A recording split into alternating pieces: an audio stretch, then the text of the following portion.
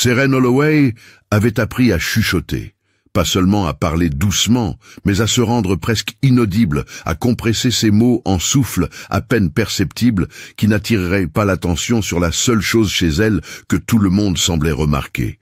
Sa voix portait une raucité, une qualité graveleuse qui était là depuis sa naissance. Quelque chose que les médecins avaient appelé une irrégularité mineure des cordes vocales qui donnait à son élocution une texture distinctive et rêche, semblant plus âgée que ses années, presque masculine dans sa profondeur pour quelqu'un qui mesurait à peine 1,60 m et pesait peut-être 50 kilos toute mouillée. Elle en avait été complexée toute sa vie, mais nulle part ce complexe ne s'était transformé en honte active comme au lycée préparatoire Fénelon. L'établissement se dressait au cœur de Saint-Cloud, un vaste complexe de briques rouges et de pierres de taille qui avait été construit dans les années 1960 et agrandi de manière hasardeuse au fil des décennies, créant un labyrinthe de bâtiments interconnectés, de cours extérieures et de passages couverts qui reliaient l'aile académique principale au gymnase, à l'amphithéâtre et au terrain de sport qui s'étendait vers la lisière des arbres en bordure de la propriété. Le lycée Fénelon avait une réputation, le genre de réputation dont on parlait à voix basse dans les communes environnantes, comme un endroit où les enfants de médecins, d'avocats et de dirigeants d'entreprises n'apprenaient pas seulement des manuels scolaires, mais les uns des autres, où les hiérarchies sociales étaient établies très tôt et maintenues sans pitié, où s'intégrer importait plus que de se démarquer, à moins de se démarquer précisément de la bonne manière. Sérène avait été transférée à Fénelon au début du trimestre, sa famille ayant déménagé de la région de Nantes après que son père eut accepté un poste dans un centre de recherche médicale à Paris. Elle avait laissé derrière elle un petit collège alternatif où sa voix n'avait été qu'une bizarrerie parmi tant d'autres, où la différence était attendue et même célébrée, et s'était retrouvée soudainement plongée dans un environnement où la conformité était une monnaie d'échange, et où toute déviation de la norme était notée, cataloguée et souvent exploitée. Elle avait su, dès la première semaine, qu'elle était en difficulté. Le premier jour avait été sans histoire, le genre de brouillard anxieux que tous les nouveaux élèves traversent, trouvant les salles de classe, mémorisant les combinaisons de casiers, essayant de décoder les règles tacites qui régissaient chaque interaction sociale. Sérène avait gardé la tête baissée, offert de petits sourires quand les gens la regardaient, et essayé de projeter une aura d'existence amicale mais discrète. Elle avait réussi, pour l'essentiel, à rester invisible. Ce n'est que le deuxième jour, lorsque M. Valenti l'avait interrogé en cours de littérature pour lire un passage de Gatsby le Magnifique, que tout avait changé.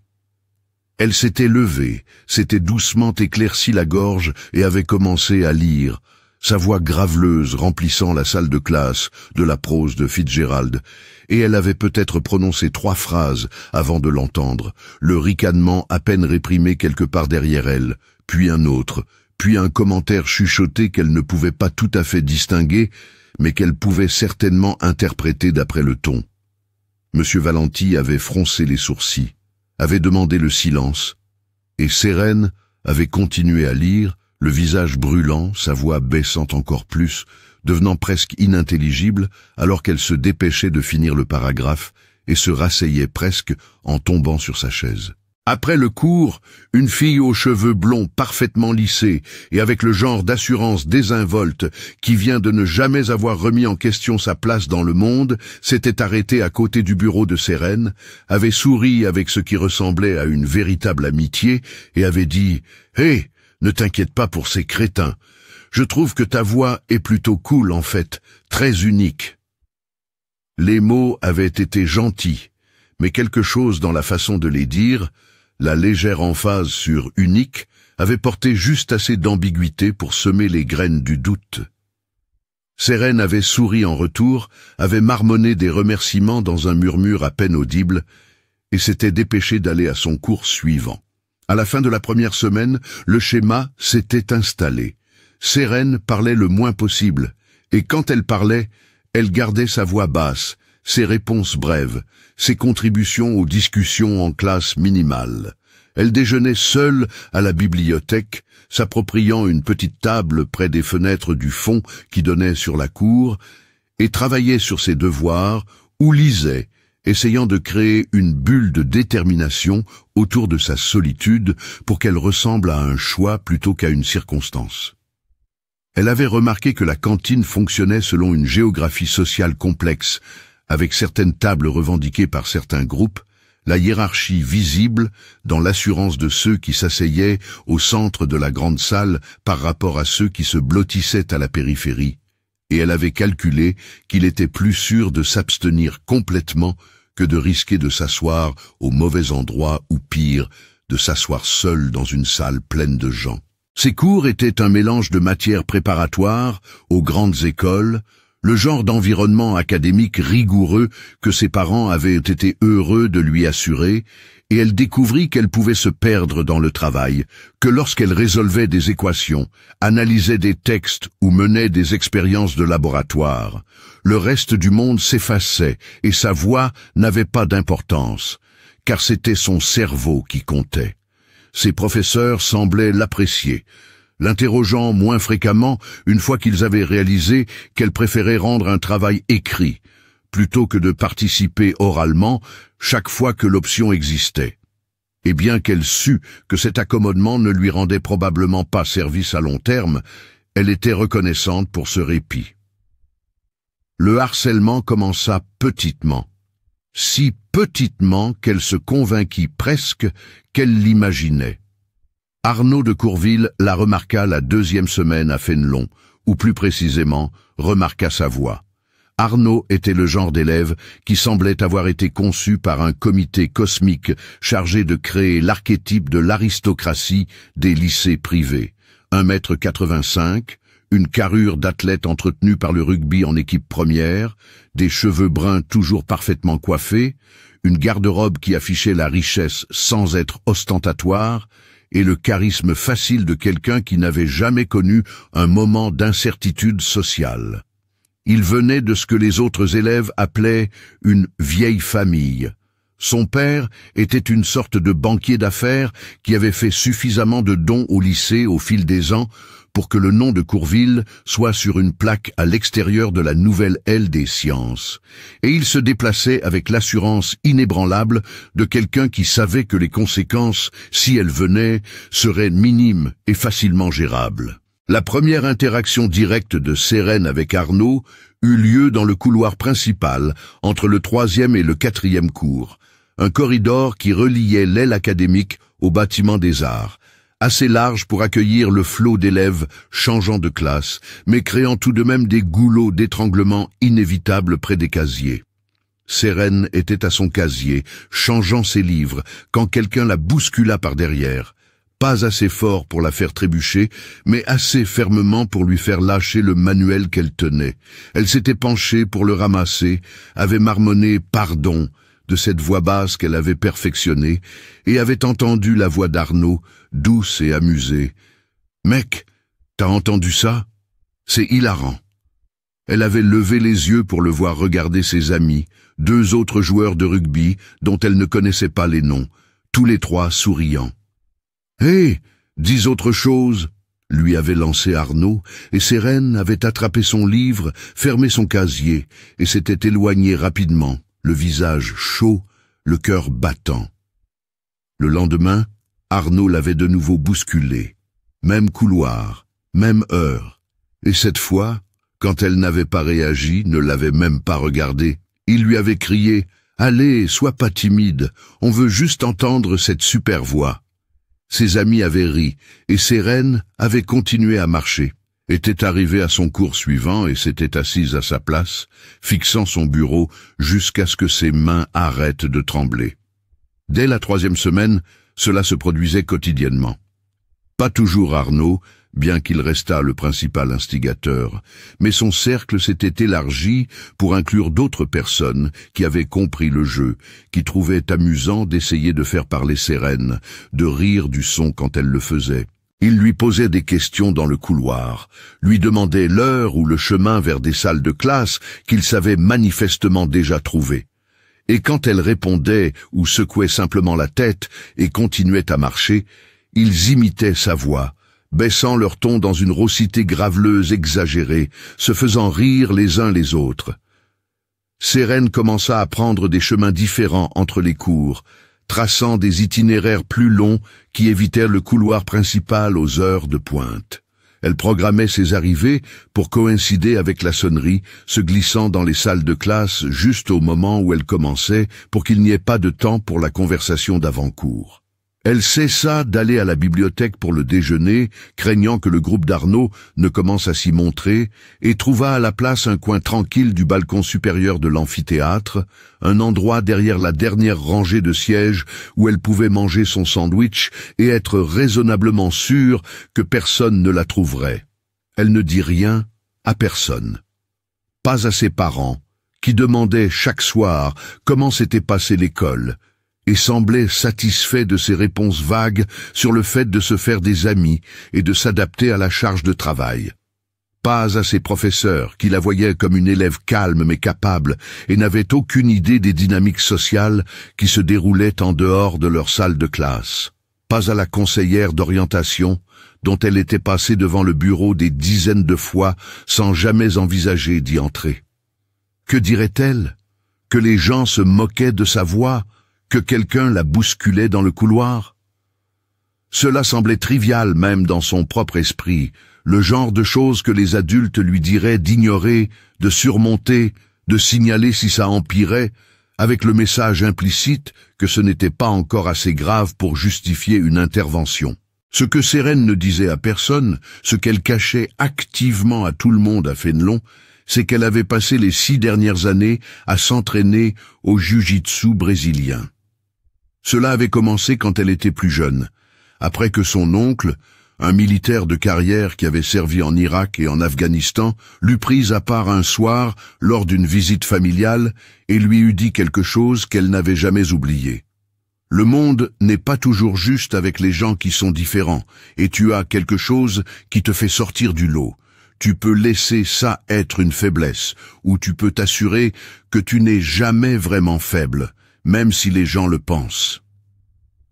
Il l'avait présenté à un ami qui tenait un club de JJB près de Nantes, et Sérène en était tombée amoureuse immédiatement, de la stratégie échiquéenne du grappling, de la façon dont la taille importait moins que la technique, de l'autonomie qui venait du fait de savoir qu'elle pouvait se défendre si elle en avait besoin. Elle s'était entraînée 4 fois par semaine pendant 6 ans, avait obtenu sa ceinture bleue et travaillait pour la violette quand la famille avait déménagé. Elle avait participé à une 12aine de tournois, avait remporté plus de la moitié de ses combats, avait appris non seulement les techniques physiques, mais aussi la discipline mentale, la patience, la capacité à rester calme sous pression et à attendre les opportunités. Ses instructeurs avaient loué son aptitude naturelle pour cela, sa souplesse et sa pensée stratégique rapide qui lui permettaient de voir 2 ou 3 coups à l'avance, de mettre en place des balayages et des soumissions depuis des positions qui semblaient désavantageuses. Mais son oncle lui avait aussi fait promettre quelque chose, l'avait prise à part avant son premier tournoi et lui avait dit: tu apprends ça pour la défense, pour la confiance, pour la discipline. Tu ne l'apprends pas pour prouver quoi que ce soit ou pour blesser qui que ce soit. Si quelqu'un t'attaque et que tu dois te protéger, d'accord, mais tu ne commences pas les bagarres. Tu n'utilises pas ça pour te vanter. Tu t'en vas chaque fois que tu le peux et tu ne l'utilises que lorsque tu n'as pas d'autre choix. Sérène avait promis et elle le pensait. Elle avait parfois vu à quoi ressemblait la violence dans les yeux de son oncle, les ombres qui persistaient des choses qu'il avait vécues. Et elle avait compris que se battre, même lorsque c'était justifié, laissait des marques. Alors elle ne dit rien quand Arnaud la bouscula. Elle resta silencieuse quand ses amis imitèrent sa voix. Elle s'en alla à chaque fois, et elle se dit que s'en aller était le bon choix, le choix mature, le choix que son oncle approuverait. Elle se dit que le lycée était temporaire, que ces gens n'importeraient plus dans 1 an ou 2, que répondre à leur puérilité ne ferait que valider leur comportement et en inviterait davantage. Mais chaque fois qu'elle s'en allait, Elle sentait quelque chose de petit et dur se former dans sa poitrine, quelque chose qui devenait plus lourd à chaque incident, chaque rire, chaque imitation de sa voix qui résonnait dans le couloir. Elle le sentait quand elle s'entraînait à la maison, répétant des mouvements dans sa chambre quand ses parents pensaient qu'elle faisait ses devoirs.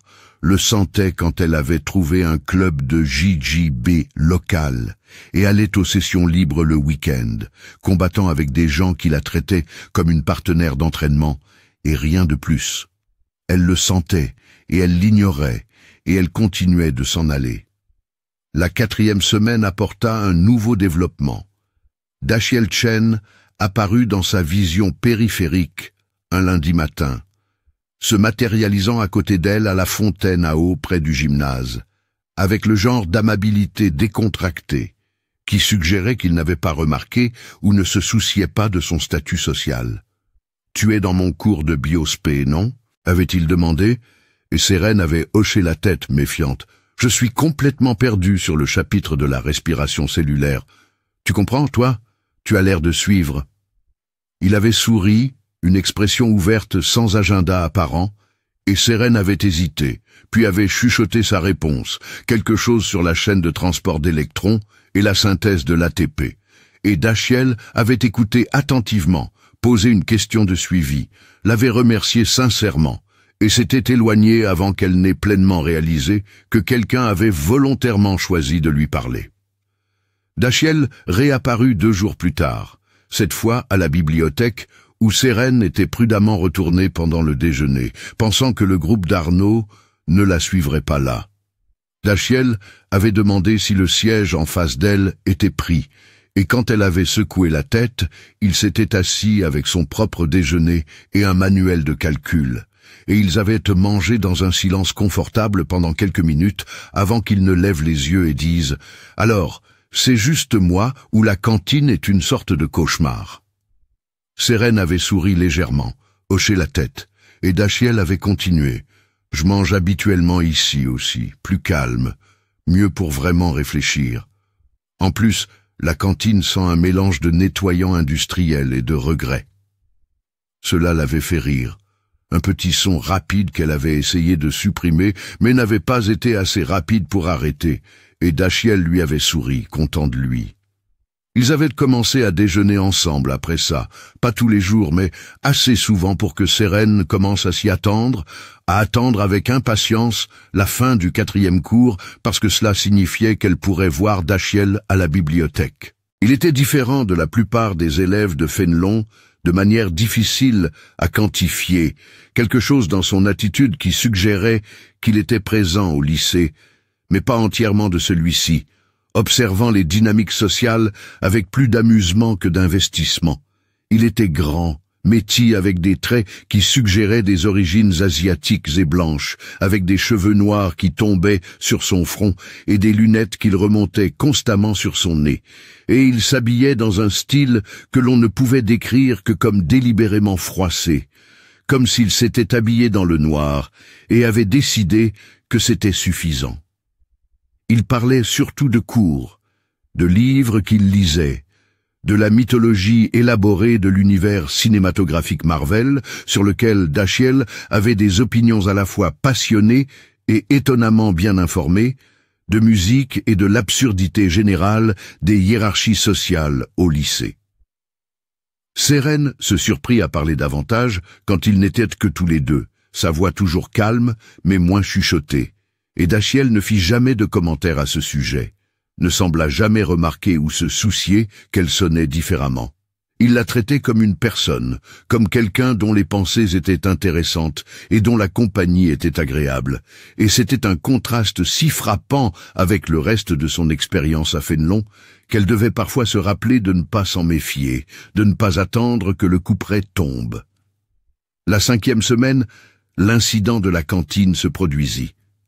Sérène passait devant l'entrée de la cantine, se dirigeant vers la bibliothèque, quand quelqu'un l'appela par son nom. Elle s'était retournée par réflexe, une erreur, et avait trouvé Arnaud debout près de la porte, avec son groupe habituel, plus plusieurs autres, peut-être 7 ou 8 personnes au total. « Et on parlait justement de toi !» avait dit Arnaud, assez fort pour que les gens à proximité s'arrêtent pour écouter. Mon ami Baptiste ici ne croit pas que tu sonnes vraiment comme ça. Il pense que tu fais semblant pour attirer l'attention. Tu peux régler un pari? Sérène avait senti tous les yeux sur elle, senti son visage chauffé, senti cette chose dure dans sa poitrine pressée contre ses côtes. Elle s'était retournée pour partir, et Arnaud s'était mis sur son chemin. « Allez, ne sois pas impoli, dis juste une chose, n'importe quoi. Que dirais-tu de « Arnaud est génial » ?» Ses amis avaient ri, et quelqu'un avait sorti son téléphone le pointant sur elle. Sérène avait regardé le téléphone, le sourire suffisant et expectant d'Arnaud, la foule qui se rassemblait, et elle avait senti quelque chose en elle se briser, non pas en action mais en une sorte de clarté froide. Elle pouvait le blesser. Elle savait exactement comment elle pouvait le blesser. Elle pouvait baisser son niveau, viser ses jambes, l'amener au sol, établir une position montée, et il n'aurait aucune idée de ce qui se passait jusqu'à ce que ce soit fini. Elle pouvait le faire se sentir aussi impuissant qu'elle se sentait en ce moment. Au lieu de cela, elle avait laissé tomber son sac de déjeuner, l'avait regardé heurter le sol, et pendant que l'attention de tout le monde était momentanément sur le sac, elle avait contourné Arnaud et s'était éloignée rapidement, sa vision se brouillant, son rythme cardiaque élevé, mais sa respiration contrôlée, inspirant par le nez, expirant par la bouche, comme on le lui avait appris. Derrière elle, elle avait entendu Arnaud crier de cette voix rauque et exagérée. « Allez, ne sois pas comme ça !» Puis des rires, tellement de rires. Elle avait réussi à atteindre des toilettes, s'était enfermée dans une cabine et s'était assise sur le siège des toilettes fermées, la tête dans les mains, jusqu'à ce que la sonnerie du cours suivant retentisse. Cette vidéo fut mise en ligne sur Instagram ce soir-là, 15 secondes d'Arnaud l'appelant par son nom, elle se retournant, sa demande, elle laissant tomber son déjeuner et partant, son commentaire faussement déçu après. La vidéo avait filtré à travers l'écosystème des réseaux sociaux de Fénelon pendant la nuit, et le mardi matin, il semblait que tout le monde l'avait vue. Sérène avait senti le poids de cela dans chaque salle de classe, dans chaque couloir, dans la façon dont les conversations s'arrêtaient quand elle passait et reprenait en chuchotement après son départ. Dachiel l'avait trouvé au déjeuner, son expression tendue par une colère qu'il essayait clairement de contrôler, et avait dit « Je l'ai vu, c'était dégueulasse, je suis désolé que ça soit arrivé ». Sérène avait juste haussé les épaules, incapable d'articuler quoi que ce soit d'utile, et il s'était assis en silence pendant la majeure partie de l'heure. La 6e semaine amena Dachiel pleinement dans le collimateur d'Arnaud. Cela commença par des commentaires dans le couloir quand Dachiel et Sérène étaient ensemble. Arnaud criant « Oh, regardez, l'île des jouets inadaptés s'est trouvée » et des variations sur ce thème. Puis cela s'intensifia avec le groupe d'Arnaud se positionnant entre Sérène et l'endroit où elle essayait d'aller, forçant Dachiel à naviguer physiquement autour d'eux s'il voulait rester avec elle, transformant cela en une sorte de jeu où il serrait les rangs puis s'écartait à la dernière seconde, riant de l'éclair de colère qui traversait le visage de Dachiel. Dachiel commença à s'asseoir avec elle tous les jours au déjeuner, une démonstration de solidarité que Sérène appréciait et qui l'inquiétait à parts égales. Elle lui dit qu'il n'était pas obligé, qu'elle allait bien, qu'elle ne voulait pas qu'il soit entraîné dans ses problèmes.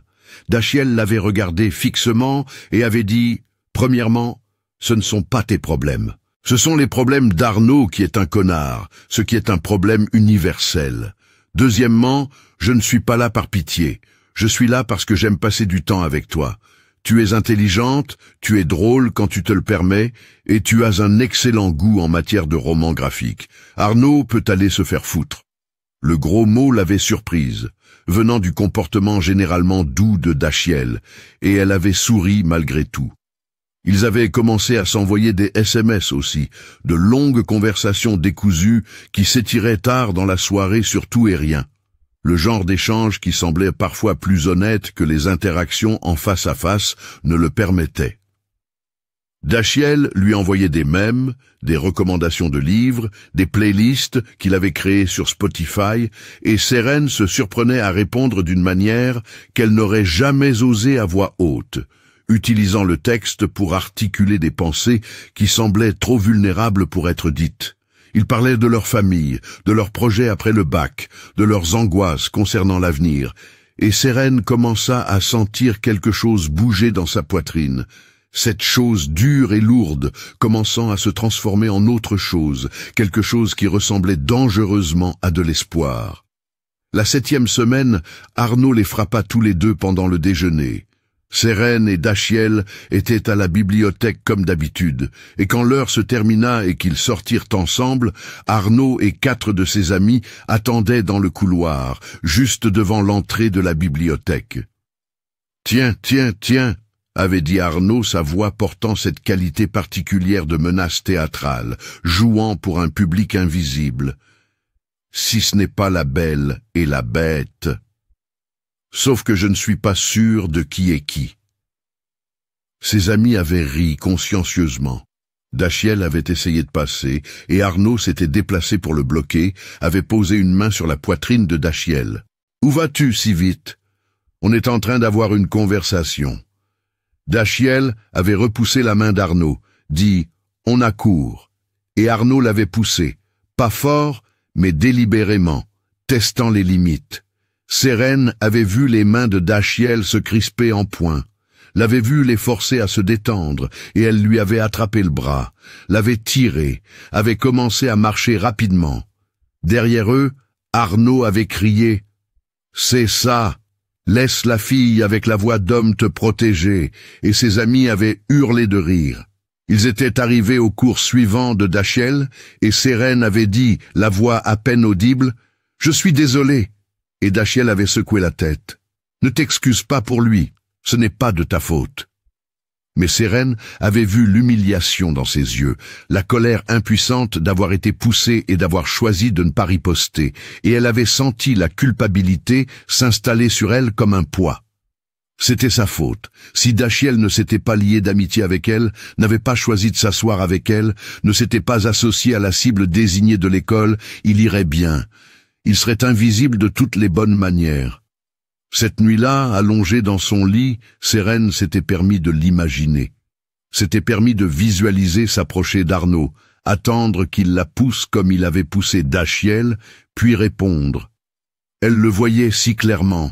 Parer la pousser, contrôler le poignet, se décaler, utiliser son élan contre lui, l'amener au sol, établir une position dominante. Elle pouvait le soumettre, le faire taper, prouver devant tout le monde qu'il n'était pas intouchable. Elle pouvait le faire sans le blesser sérieusement, pouvait montrer un contrôle parfait tout en démontrant une domination absolue. Mais ensuite quoi? Elle serait la fille qui a attaqué un autre élève. Elle serait renvoyée, probablement. Il y aurait des conséquences, des répercussions qui la suivraient. Et plus que ça, elle prouverait que la violence est la réponse, que la force fait le droit, que la façon de traiter les harceleurs est de devenir soi-même un harceleur. La voix de son oncle résonnait dans sa tête. « Tu t'en vas chaque fois que tu le peux. » Elle s'en était allée, mais elle commençait à manquer d'endroits où aller. La 8e semaine apporta l'escalade sur les réseaux sociaux. Quelqu'un créa un faux compte sur Instagram, Yoda la voix virile, de Seren, qui publiait des clips édités de diverses vidéos que les gens avaient prises au lycée, toutes mettant en scène la voix de Seren, doublée avec des effets sonores exagérés, ou mixée avec des extraits de célébrités disant des choses ridicules. Le compte gagna une centaine d'abonnés le premier jour, 300 à la fin de la semaine, et chaque publication ressemblait à une nouvelle violation. Seren signala le compte, mais la réponse d'Instagram fut automatisée et inutile, déclarant qu'il l'examinerait, mais ne prenant aucune mesure immédiate. Dashiell fut tagué dans plusieurs des publications avec des légendes comme « La copine de ce mec a la voix de Batman » et « Objectif de couple », quand elle a la voix plus grave que toi. Les publications donnaient à Seren envie de disparaître complètement, de changer de lycée, de déménager dans une autre région. Elle cessa complètement de regarder les réseaux sociaux, supprima les applications de son téléphone, mais elle ne pouvait pas supprimer le fait que c'était là, que les gens riaient, que sa voix était devenue une blague pour tout le lycée. Un soir, Dashiell l'appela en vidéo, et ils parlèrent pendant 1 heure, Dashiell étendu sur son lit avec son manuel de physique et Seren recroquevillée sur sa chaise de bureau. Et l'appel avait semblé normal et bon, et comme la preuve que quelqu'un voyait au-delà de la chose sur laquelle tout le monde se focalisait. « Tu sais que ta voix n'est pas si grave que ça, en fait, non ?» avait dit Dashiell à un moment donné. « Genre, elle est distinctive, mais ils agissent comme si tu avais la voix de James Earl Jones, ou un truc du genre. Ce n'est même pas si inhabituel. Ce sont juste des connards qui cherchent quelque chose sur quoi se fixer. » Seren avait senti les larmes lui piquer les yeux à cette validation désinvolte, à quelqu'un reconnaissant l'absurdité de toute la situation. La 9e semaine, quelque chose dans le comportement de Seren commença à changer. Ce ne fut pas conscient au début, plus une accumulation atteignant une masse critique, mais les gens qui la connaissaient depuis son arrivée commencèrent à le remarquer. Elle marchait différemment. Sa posture plus droite, ses épaules en arrière au lieu d'être voûtées pour se protéger. Elle établissait un contact visuel quand les gens lui parlaient au lieu de fixer le sol.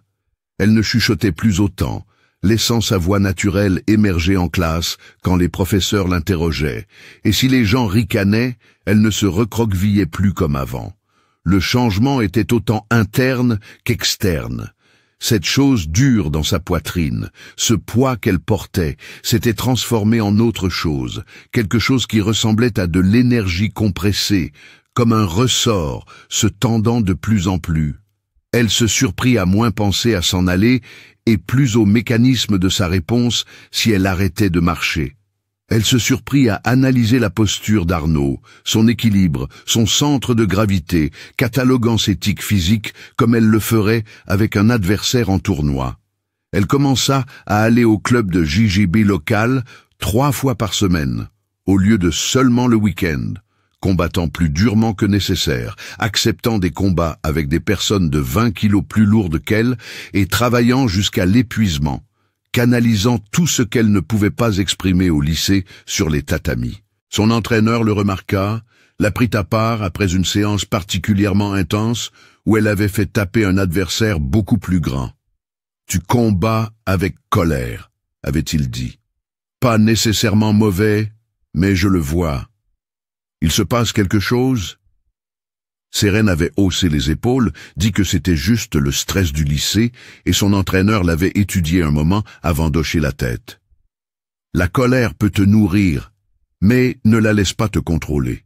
Souviens-toi, le jujitsu, c'est une question d'efficacité, pas d'émotion. Tu restes calme, tu gagnes. Elle avait hoché la tête, salué, et était rentrée chez elle en pensant à ce concept. Rester calme. Elle était restée calme pendant des semaines.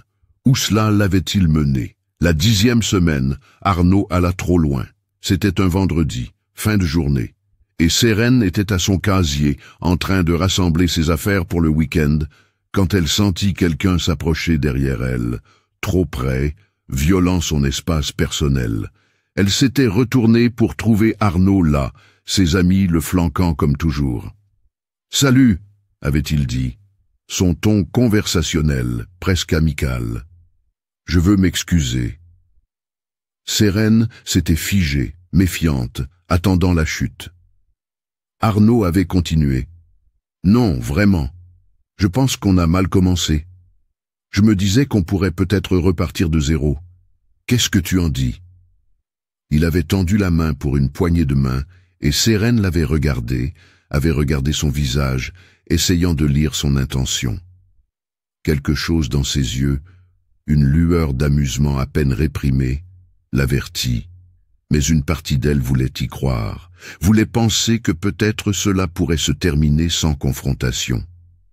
Elle avait tendu la main pour lui serrer la sienne, et Arnaud l'avait saisie, l'avait tenue, puis l'avait tirée plus près, tandis que son autre main sortait son téléphone, le positionnant pour un selfie. Il l'avait maintenue là, la forçant à se tenir à côté de lui, pendant qu'il souriait à l'appareil photo, Puis il l'avait relâché et avait reculé. « Souris pour la photo », avait-il dit, et ses amis avaient ri. « Attends, tu peux dire « Arnaud est mon meilleur ami pour la vidéo »? Allez, juste une fois ?» Sérène l'avait regardé, avait regardé le téléphone qui enregistrait toujours, son expression expectante, et quelque chose en elle était devenu très calme. Pas le calme craintif de la peur, mais le calme contrôlé d'un prédateur calculant la distance et le timing. Ses mains, qui avaient été détendues, se crispèrent légèrement. Son poids se déplaça presque imperceptiblement sur la pointe de ses pieds. Et pendant une seconde, elle se permit de le visualiser. Étranglement d'ars, arme drague pour prendre le dos, étranglement arrière, tenir jusqu'à ce qu'il tape ou s'endorme. 3 secondes pour le mettre en place, peut-être 5 pour le finir. Arnaud a dû voir quelque chose sur son visage, une lueur des pensées derrière ses yeux, car son sourire vacilla un instant avant de revenir. Plus forcé cette fois. « Waouh, si hostile !» avait-il dit, jouant pour ses amis. « J'essaie d'être gentil et voilà ce que j'obtiens. » Il s'était éloigné, son entourage le suivant, et Sérène était restée à son casier, les mains tremblantes, non pas de peur cette fois, mais de l'effort de retenue, de la conscience qu'elle était passée très près de franchir une ligne qu'elle s'était promis de ne pas franchir.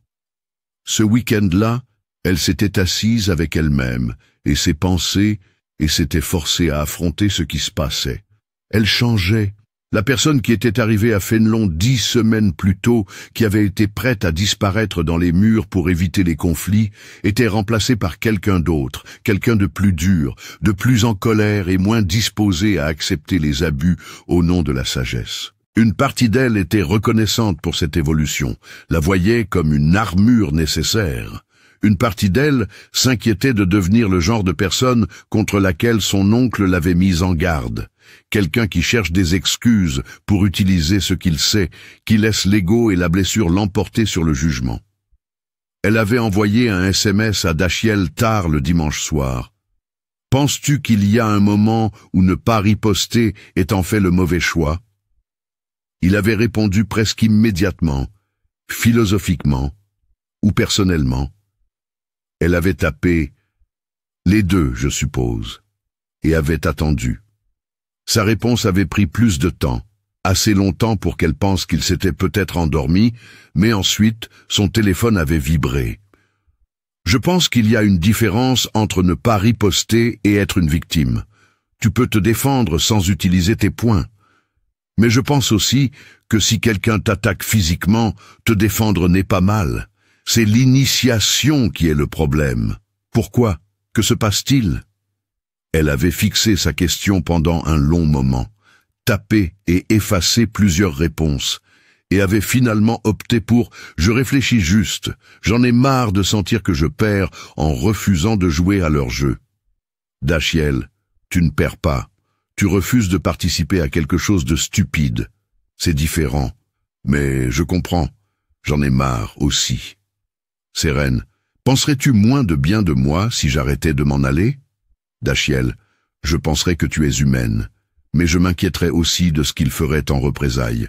Ces gens ont de l'argent, des avocats et des parents qui font des dons au lycée. Nous, non. Le « nous » désinvolte dans cette phrase avait fait éclore quelque chose de chaud dans la poitrine de Sérène, même si elle reconnaissait la vérité de son inquiétude. Lundi de la 11e semaine, Arnaud remarqua le changement dans le comportement de Sérène. Elle marchait dans le couloir principal, et quand elle l'avait vue approcher avec ses amis, elle n'avait pas changé de cap, n'avait pas fait un pas de côté, ne s'était pas réfugiée dans une salle de classe, n'avait pas sorti son téléphone pour éviter le contact visuel. Elle avait continué à marcher, son rythme régulier, son regard droit devant, et quand Arnaud s'était déplacé pour lui barrer le chemin, elle s'était arrêtée, l'avait regardé directement et avait attendu. Le couloir autour d'eux était devenu plus silencieux, les élèves sentant quelque chose de différent dans la dynamique, ralentissant pour regarder.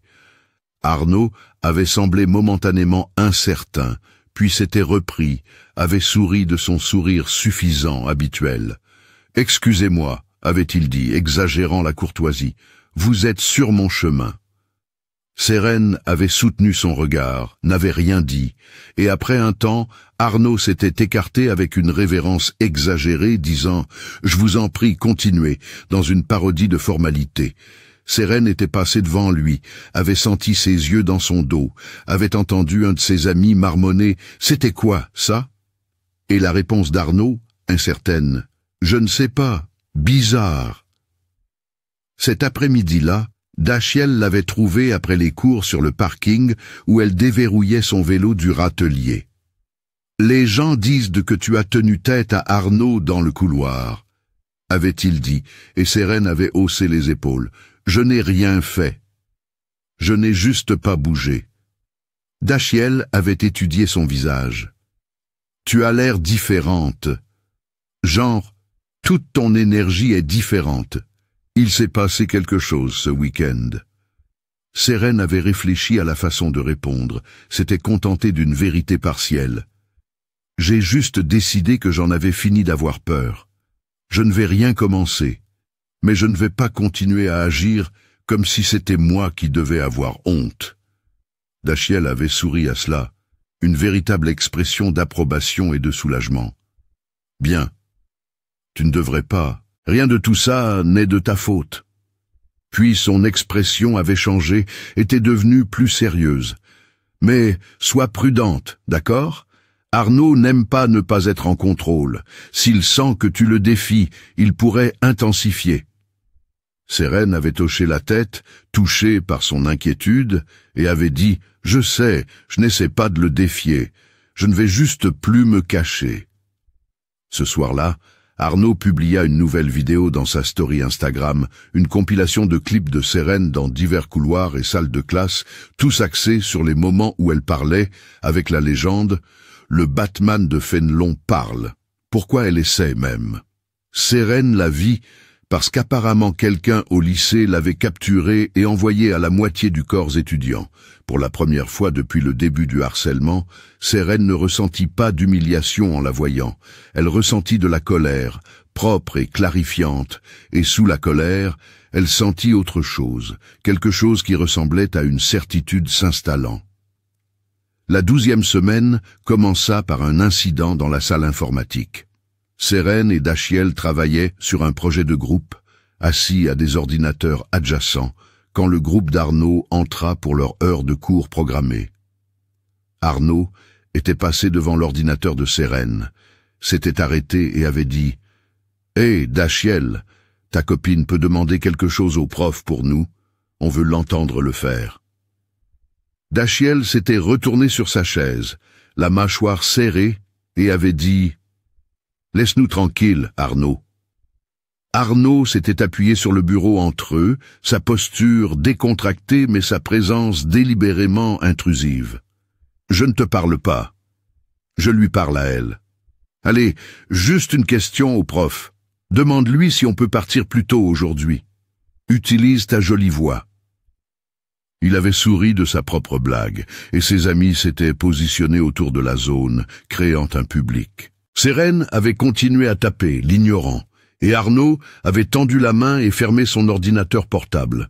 Cela l'avait fait s'arrêter, l'avait fait se tourner pour le regarder, et quelque chose dans son expression a dû s'enregistrer car le sourire d'Arnaud avait légèrement vacillé avant qu'il ne se reprenne. « Oh, c'est un problème ?» avait-il demandé. « J'ai interrompu quelque chose d'important ?»« Oui », avait dit Sérène, sa voix calme mais claire, chaque mot délibérément articulé. « C'est le cas. Bouge. » Ce n'était pas une demande, c'était une déclaration, livrée avec une absence totale de peur, et la salle informatique était devenue silencieuse, tout le monde regardant. Arnaud s'était redressé. S'était légèrement gonflé comme le font les hommes peu sûrs d'eux lorsqu'ils sont confrontés, et avait dit « Ou quoi? Qu'est-ce que tu vas faire ?» Il souriait, mais ses yeux étaient calculateurs, réévaluants, essayant de comprendre quand exactement la dynamique avait changé. Sérène s'était levée lentement, ses mouvements contrôlés, et elle avait contourné sa chaise pour lui faire face directement. Ils étaient assez proches Pour que l'avantage de taille d'Arnaud soit évident, il avait au moins 20 centimètres de plus qu'elle. Mais la posture de Sérène était équilibrée, ancrée, ses mains détendues à ses côtés, mais son poids réparti d'une manière que toute personne ayant une expérience du grappling aurait reconnu comme une préparation athlétique. « Je ne vais rien faire », avait-elle dit, sa voix graveleuse, stable. « Parce que tu vas bouger. Parce que tu vas nous laisser tranquilles, parce que tu vas arrêter d'être un lâche qui s'en prend aux gens pour se divertir. » Le mot « lâche » avait frappé Arnaud comme un coup physique. Elle l'avait vu s'inscrire sur son visage, vu sa mâchoire se serrer et ses mains se crisper en poing. Pendant une seconde, elle avait pensé qu'il pourrait réellement la frapper, avait senti chaque muscle de son corps se préparer à répondre. Mais alors, M. Patterson, le professeur de la salle informatique, avait appelé de son bureau. « Y a-t-il un problème là-bas » Et le moment s'était brisé. Arnaud avait reculé, avait forcé un rire qui sonnait creux. « Pas de problème, M. Patterson, juste une conversation. » Il avait regardé Sérène, avait essayé de rétablir son expression condescendante habituelle, mais quelque chose à ce sujet semblait incertain maintenant. Moins automatique. « On n'a pas fini », avait-il dit doucement, juste pour elle, puis il s'était éloigné vers son propre poste informatique. Dachiel avait attrapé le bras de Sérène alors qu'elle se rasseyait, ses yeux écarquillés. « C'était quoi ça ?» avait-il chuchoté d'urgence. « Tu viens de défier Arnaud de Courville. Devant tout le monde. Tu es folle ?» Sérène avait senti ses mains trembler d'adrénaline, les avait jointes sous le bureau pour le cacher. « Je suis fatiguée » avait-elle chuchoté en retour. « Je suis juste fatiguée de tout ça. » Cette nuit-là, Dachiel l'avait appelé au lieu de lui envoyer un SMS. « Bon, sérieusement » avait-il dit sans préambule. « Qu'est-ce qui se passe avec toi ?» Et ne dis pas rien, parce que tu agis complètement différemment. Et j'ai peur qu'Arnaud ne te blesse vraiment et je ne sais pas quoi faire. Sa voix portait une peur sincère, et Sérène avait senti une vague d'affection pour lui, mêlée de culpabilité de le mettre dans cette position. « Je dois te dire quelque chose », avait-elle dit, puis elle avait tout expliqué. Les 6 ans de JB, la ceinture bleue, les compétitions, la promesse à son oncle, la raison pour laquelle elle s'était éloignée de chaque confrontation. « Je pourrais le maîtriser », avait-elle dit. « Je sais que je le pourrais. C'est ça le problème. Je pourrais le blesser, vraiment le blesser, et une partie de moi en a très envie. Mais j'ai promis que je ne le ferai pas à moins de n'avoir pas d'autre choix, à moins que quelqu'un ne soit en réel danger, et je ne sais plus où se situe cette limite. » Dachiel était resté silencieux un long moment en train de digérer. « Donc, en gros, tu es une badass secrète et tu as laissé Arnaud t'embêter à cause d'une promesse ?» Sérène avait souri malgré le sérieux de la conversation. « C'est réducteur, mais essentiellement oui. Dachiel, pourquoi ne me l'as-tu pas dit ?» Sérène, parce que je ne voulais pas que tu t'attendes à ce que je fasse quelque chose. Je ne voulais pas être cette personne. Une autre pause. « Tu es en colère ?» avait-elle demandé. « En colère? Non. Confus? Un peu? Impressionné? Certainement. Aussi flippé parce que maintenant j'imagine toutes les fois où Arnaud aurait pu te pousser trop loin et tu aurais pu le mettre à l'hôpital, et aussi je suis légèrement insulté que tu aies pensé que je te jugerais pour être capable de te défendre. » Son ton avait été léger, mais en dessous, elle avait entendu la véritable émotion. Le soulagement, peut-être, qu'il y ait une explication à son comportement récent, et l'inquiétude quant à où cela pourrait mener. Ils avaient parlé pendant une autre heure, Dachiel posant des questions sur l'entraînement, sur les compétitions, sur ce que ça faisait vraiment de se battre, et Sérène répondant aussi honnêtement qu'elle le pouvait. À la fin de l'appel, elle s'était sentie plus légère, comme si partager le secret avait libéré une partie de la pression qui s'était accumulée.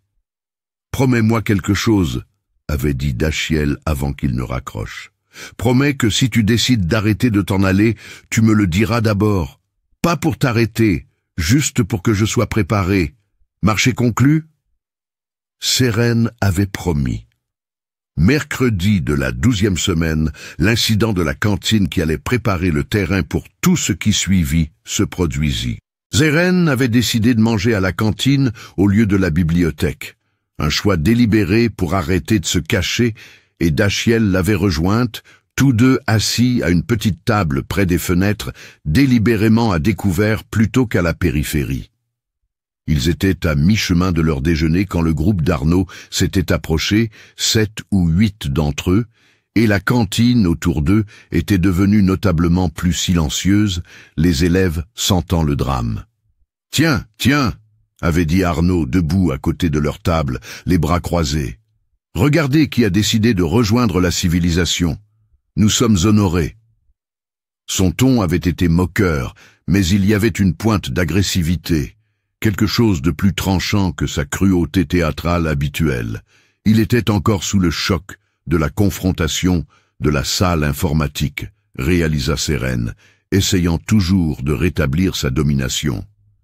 Dachiel avait commencé à répondre, mais Sérène avait posé sa main sur son bras, le calmant, et avait levé les yeux vers Arnaud.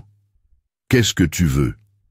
Sa voix, ce timbre graveleux distinctif, avait porté dans la cantine silencieuse, et elle avait vu plusieurs personnes sortir leur téléphone commençant à enregistrer. Arnaud avait tiré une chaise, s'était assis sans y être invité à leur table. « Je veux comprendre quelque chose. J'essaie de comprendre depuis des semaines. Pourquoi tu te donnes la peine de venir ici? Je veux dire, regarde autour de toi. » Il avait fait un geste vers la cantine. « Tout le monde ici pense que tu es une blague. » Cette voix, toute cette ambiance que tu dégages. Tu pourrais changer de lycée, tu pourrais suivre des cours en ligne, tu pourrais faire littéralement n'importe quoi d'autre.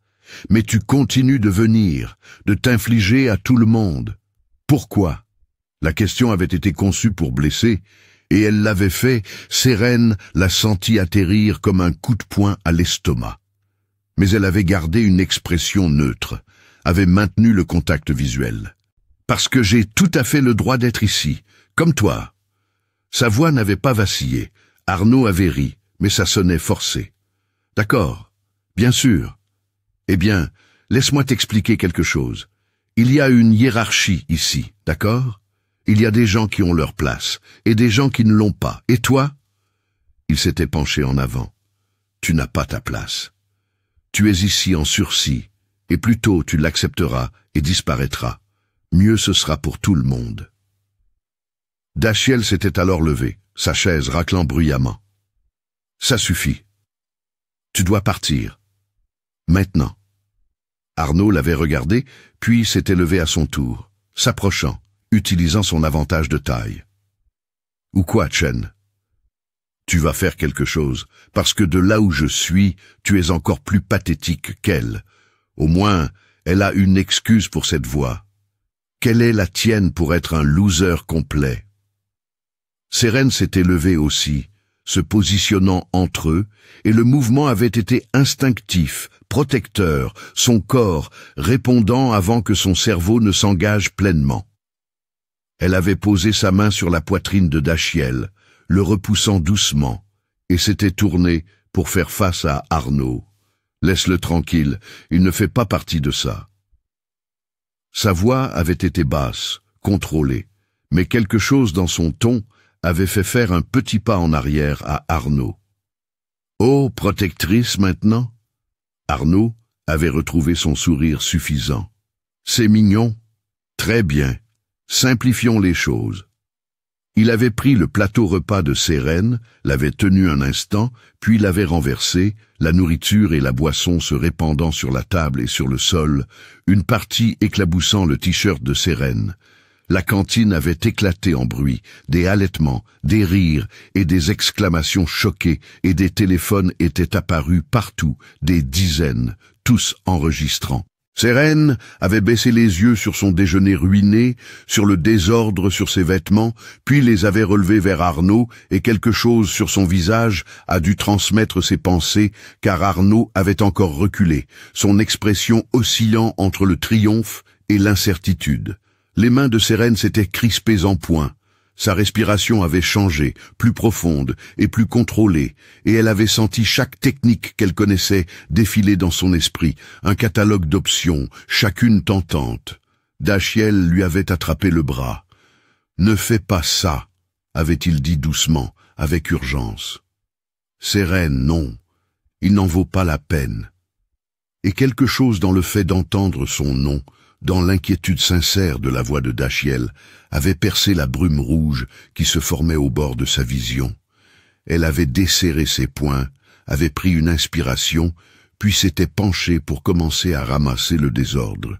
La cantine avait regardé en silence, Sérène ramasser les serviettes souillées et les restes de nourriture, Dachiel la rejoindre, et Arnaud restait là, l'air quelque peu dégonflé bien qu'ayant apparemment gagné la confrontation.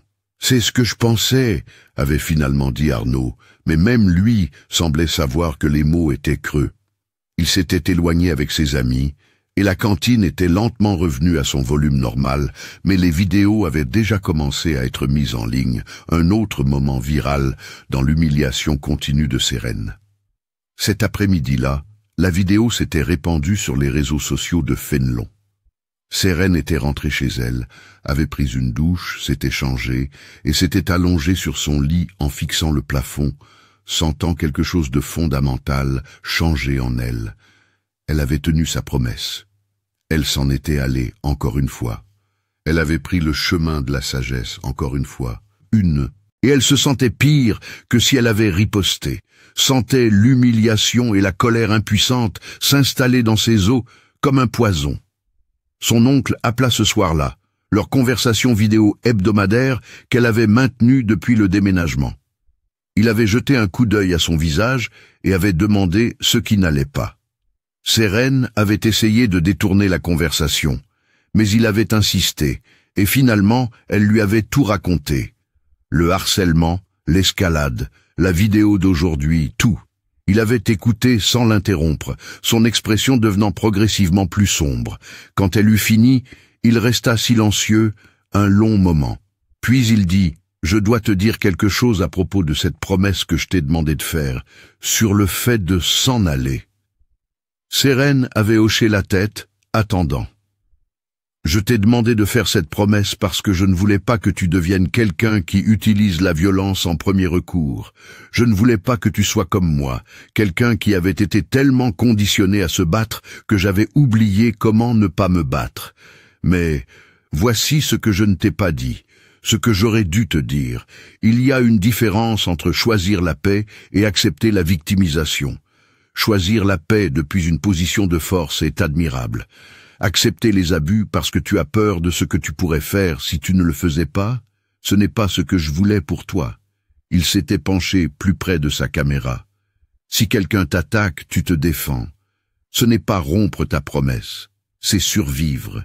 Et si quelqu'un crée une situation où tu n'as pas d'autre choix que de répondre physiquement, alors la faute est la sienne, pas la tienne. Comprends-tu ce que je dis? Sérène avait senti les larmes monter. Je ne sais pas si je peux me contrôler si je commence. Et si je le blesse trop? Son oncle avait secoué la tête. Tu es entraîné. Tu connais le contrôle. Fais-toi confiance. Et fais confiance au fait que tu es une bonne personne qui n'ira pas plus loin que nécessaire. Mais arrête de laisser ce gamin te torturer parce que tu as peur de qui tu pourrais devenir. Tu sais déjà qui tu es.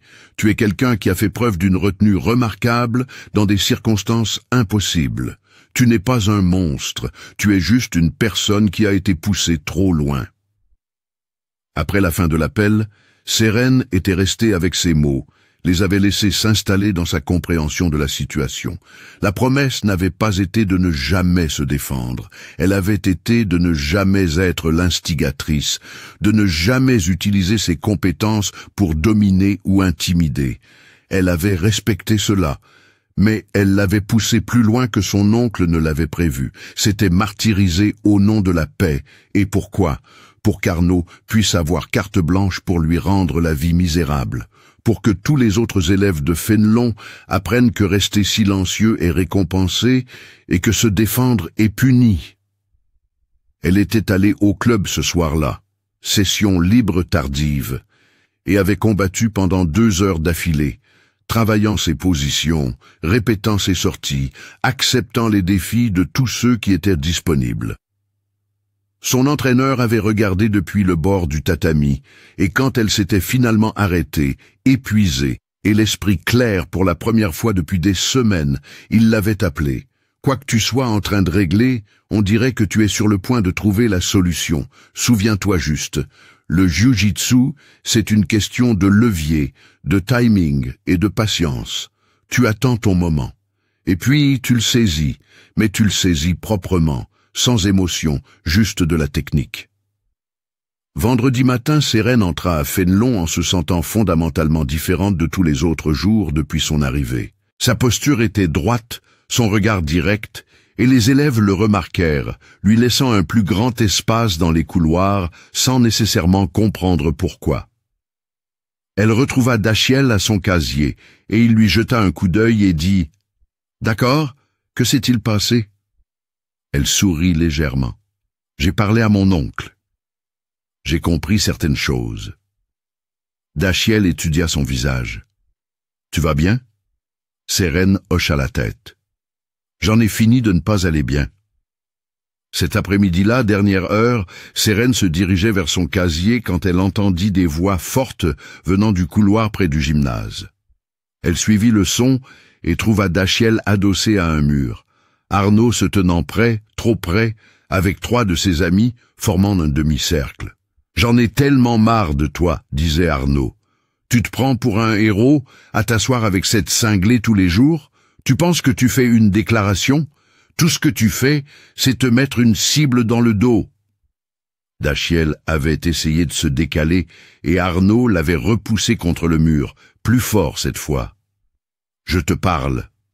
Tu ne t'éloignes pas de moi. » Sérène avait laissé tomber son sac à dos là, dans le couloir, le bruit faisant se retourner tout le monde, et elle s'était dirigée vers le groupe d'un pas mesuré qui fit instinctivement reculer les amis d'Arnaud. « Éloigne-toi de lui, » avait dit Sérène, sa voix graveleuse portant clairement. « Maintenant. » Arnaud s'était tourné pour lui faire face, son expression passant par la surprise et l'agacement avant de se fixer sur quelque chose, comme de la jubilation. « Oh, regarde, la petite amie est là pour te sauver. Quelle honte pour toi, Chen. » Il avait gardé une main sur la poitrine de Dachiel, le clouant nonchalamment contre le mur. « Dernière chance, » avait dit Sérène, s'arrêtant à environ 1,50 m, sa posture équilibrée, ses mains lâches à ses côtés. « Laisse-le tranquille et va-t'en. » Sa voix avait été calme, presque douce, ce qui rendait les mots d'une certaine manière plus menaçants. Arnaud avait ri, s'était retourné vers Dachiel et avait armé son poing comme s'il allait le frapper. Sérène avait bougé. Elle avait comblé la distance en 2 pas rapides, avait attrapé le poignet d'Arnaud avant qu'il ne puisse pleinement s'engager dans le coup, et avait utilisé son propre élan contre lui, se décalant et le tirant au-delà de son centre d'équilibre. Arnaud avait trébuché, s'était rattrapé, s'était retourné vers elle avec la colère remplaçant son amusement, et l'avait frappé. Un large crochet qui se télégraphiait à des kilomètres. Sérène l'avait esquivé facilement, avait baissé son niveau, et avait plongé pour un take-down à 2 jambes, traversant les hanches d'Arnaud et le mettant sur le dos sur le sol du couloir, avant qu'il n'ait pleinement réalisé ce qui se passait.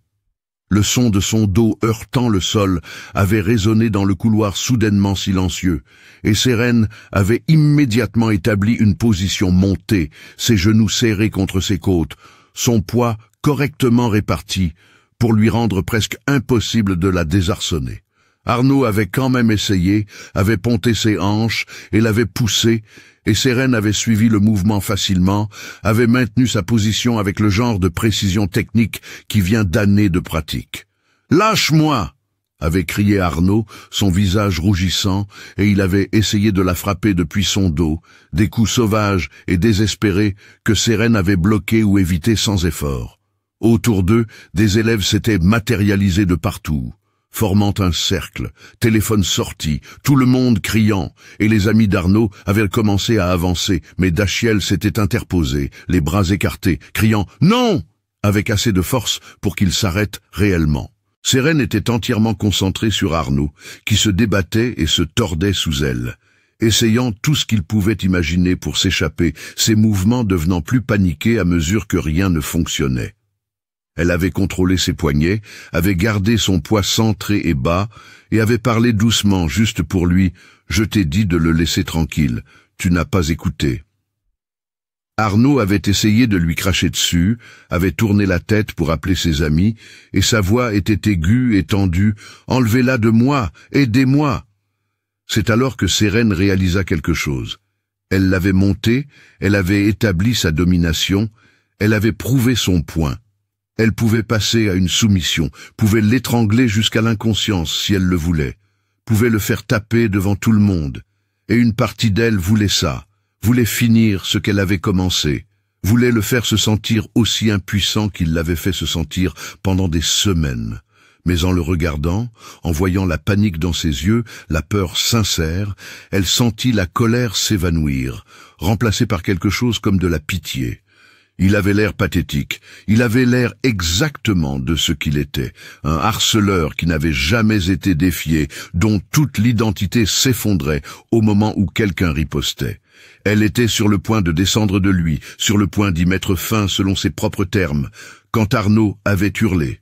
Pas un appel à l'aide, mais un véritable cri, aigu et terrifié, et le son avait choqué tout le monde dans le couloir, les réduisant au silence. « À l'aide !» cria-t-il de nouveau. « Quelqu'un, aidez-moi !» Et sa voix s'était brisée sur le dernier mot, brute de peur sincère.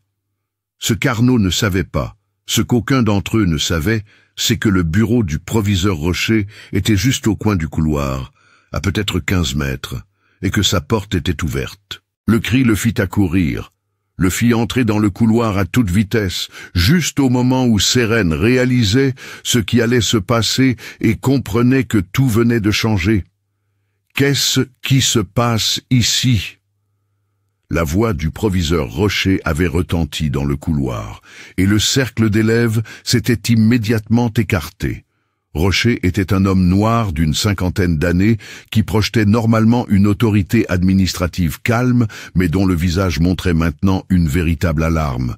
Devant la scène, Sérène montée sur Arnaud, Dachiel retenant les amis d'Arnaud, des téléphones partout en train d'enregistrer, Arnaud toujours sous elle, regardant le proviseur avec une expression de soulagement si profonde qu'elle en était presque théâtrale.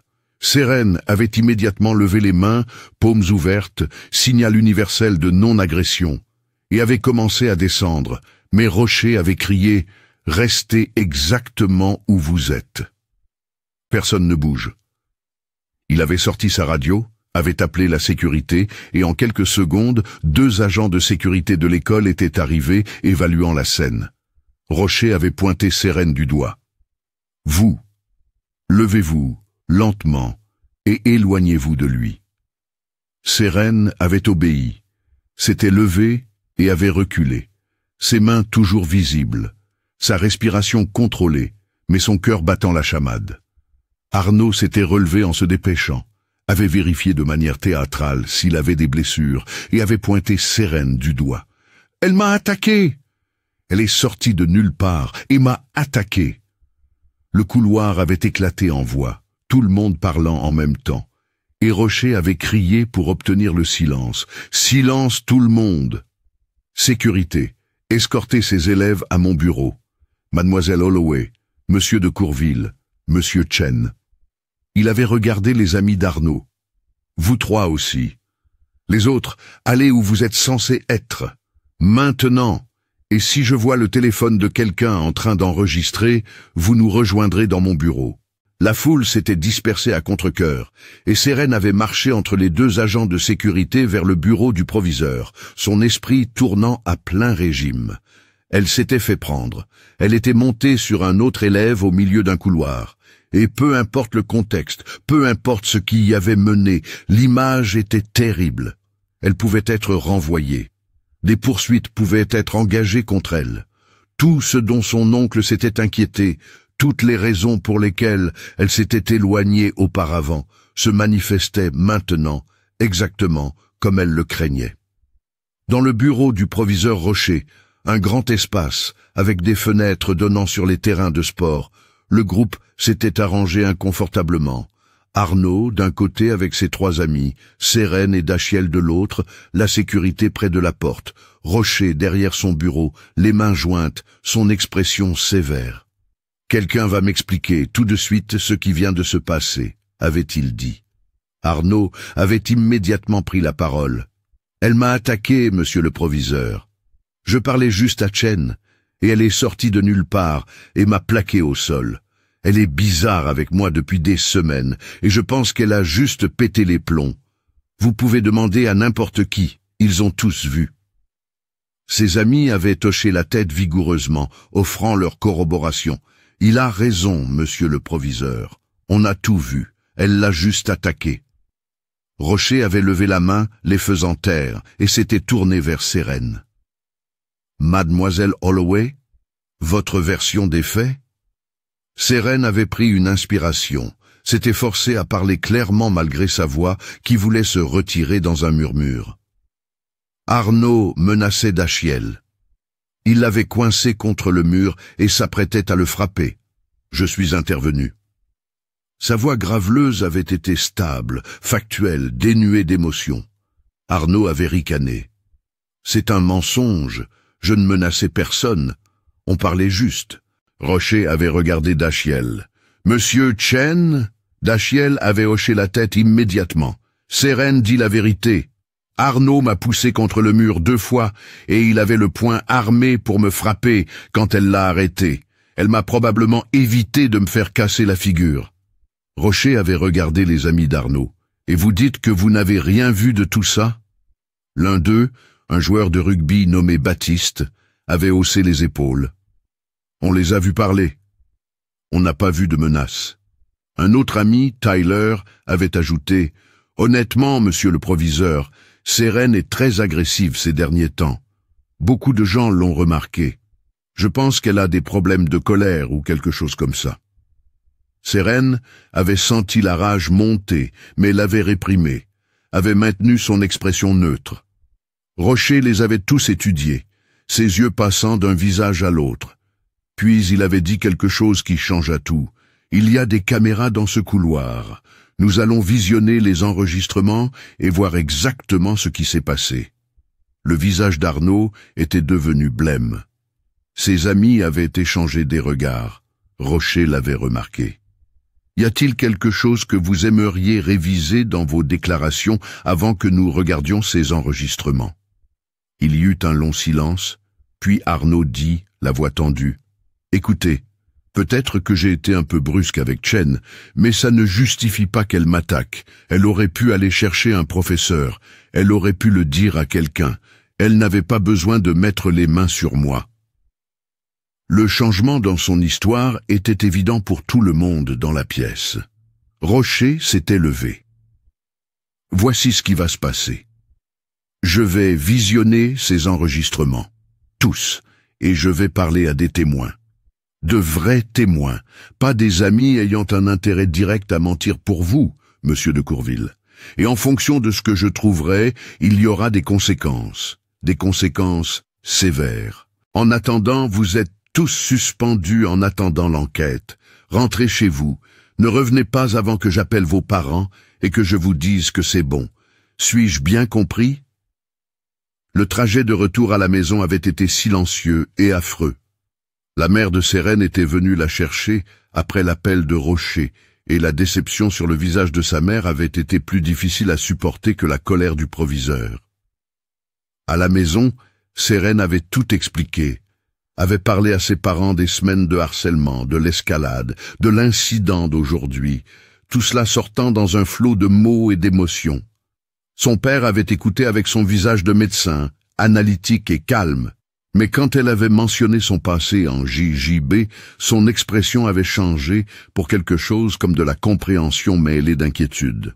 « Pourquoi ne nous as-tu pas dit que cela se passait ?» avait demandé sa mère. Et Sérène avait eu du mal à l'articuler, à expliquer qu'elle avait essayé de gérer ça seule, qu'elle avait pensé pouvoir attendre que ça passe, qu'elle n'avait pas voulu les inquiéter ou paraître faible ou admettre que le nouveau lycée ne fonctionnait pas. Son père l'avait prise dans ses bras, une affection physique rare de la part d'un homme qui exprimait habituellement son amour, par des actions plutôt que par le toucher, et avait dit « Tu t'es défendu, tu as défendu ton ami. Je ne suis pas en colère contre toi, je suis en colère contre la situation, mais pas contre toi. » Le week-end avait été une agonie. Sérène n'avait pas été autorisée à contacter Dashiell, une partie du protocole d'enquête. Elle avait passé son temps à alterner entre anxiété et colère, rejouant la confrontation dans son esprit, se demandant si elle aurait dû la gérer différemment, s'il y avait eu une autre option qui n'aurait pas abouti à sa suspension et potentiellement à son renvoi. Elle était allée au club le samedi et avait combattu pendant des heures, travaillant ses émotions physiquement, et son entraîneur l'avait prise à part après et lui avait dit « Quoi qu'il se soit passé, j'espère que tu as gardé ton contrôle. C'est tout ce qui compte. » As-tu gardé ton contrôle? Sérène avait hoché la tête. Je me suis arrêté quand j'aurais pu continuer. Je ne l'ai pas blessé. Son entraîneur avait souri. Alors, tu as fait ce qu'il fallait. Lundi matin, Rocher convoqua Sérène et ses parents de nouveau au lycée. Il s'était assis dans son bureau, même configuration que vendredi mais sans le groupe d'Arnaud, et Rocher avait affiché les images de sécurité sur son ordinateur, tournant l'écran pour qu'ils puissent tous voir. « J'ai examiné toutes les images pertinentes des 3 derniers mois, » avait-il dit, « et j'ai interrogé une vingtaine d'élèves, à la fois ceux qui ont été témoins de l'incident de vendredi et ceux qui avaient des informations sur le schéma de comportement continu qui y a mené. » Il avait diffusé les images de vendredi, et elles montraient exactement ce que Sérène avait décrit. Arnaud poussant Dashiell, Dashiell essayant de partir, Arnaud le clouant au mur, armant son poing, Sérène intervenant, le take-down, le maintien de la position montée, les cris de panique d'Arnaud, l'arrivée de Rocher. Puis, Rocher avait diffusé d'autres clips. Arnaud et ses amis harcelant Sérène dans les couloirs, l'incident de la nourriture à la cantine, la confrontation en salle informatique, des semaines de harcèlement documenté que le système de sécurité de l'école avait capturé et que personne, apparemment, n'avait remarqué ou sur lesquels personne n'avait agi. « Mademoiselle Holloway, » avait dit Rocher, sa voix lourde, « je vous dois des excuses. Plusieurs personnes vous ont laissé tomber, moi y compris. Ce schéma de harcèlement aurait dû être identifié et traité il y a des mois, et au lieu de cela, on l'a laissé continuer jusqu'à ce que vous sentiez que vous n'aviez d'autre choix que d'intervenir physiquement. C'est inacceptable, et j'en prends l'entière responsabilité. » Il avait fait une pause. « Cela dit, je dois vous faire comprendre que vous ne pouvez pas prendre les choses en main de cette manière. Quelle que soit la provocation, vous auriez dû venir à l'administration, vous auriez dû le signaler, vous auriez dû nous faire confiance pour le gérer. » Le père de Sérène était intervenu. « Avec tout le respect que je vous dois, monsieur le proviseur, elle n'avait aucune raison de croire que vous le géreriez. Vos propres enregistrements montrent des semaines de harcèlement se produisant dans vos couloirs, capturés par vos caméras, et personne n'est intervenu. Que devait-elle penser qu'il se passerait si elle le signalait? » Rocher eut la grâce de paraître mal à l'aise. « Vous avez raison, et c'est pourquoi il y aura des changements significatifs dans la façon dont nous surveillons les interactions entre élèves et répondons aux signalements de harcèlement. Mais ces changements n'altèrent pas le fait que mademoiselle Holloway a utilisé la force physique contre un autre élève. Pour défendre un autre élève qui était sur le point d'être agressé, » ajouta fermement la mère de Sérène. « Les images montrent clairement qu'Arnaud était l'agresseur. Sérène est intervenue pour empêcher la violence, pas pour l'initier. » Rocher avait hoché la tête lentement. « Je suis d'accord.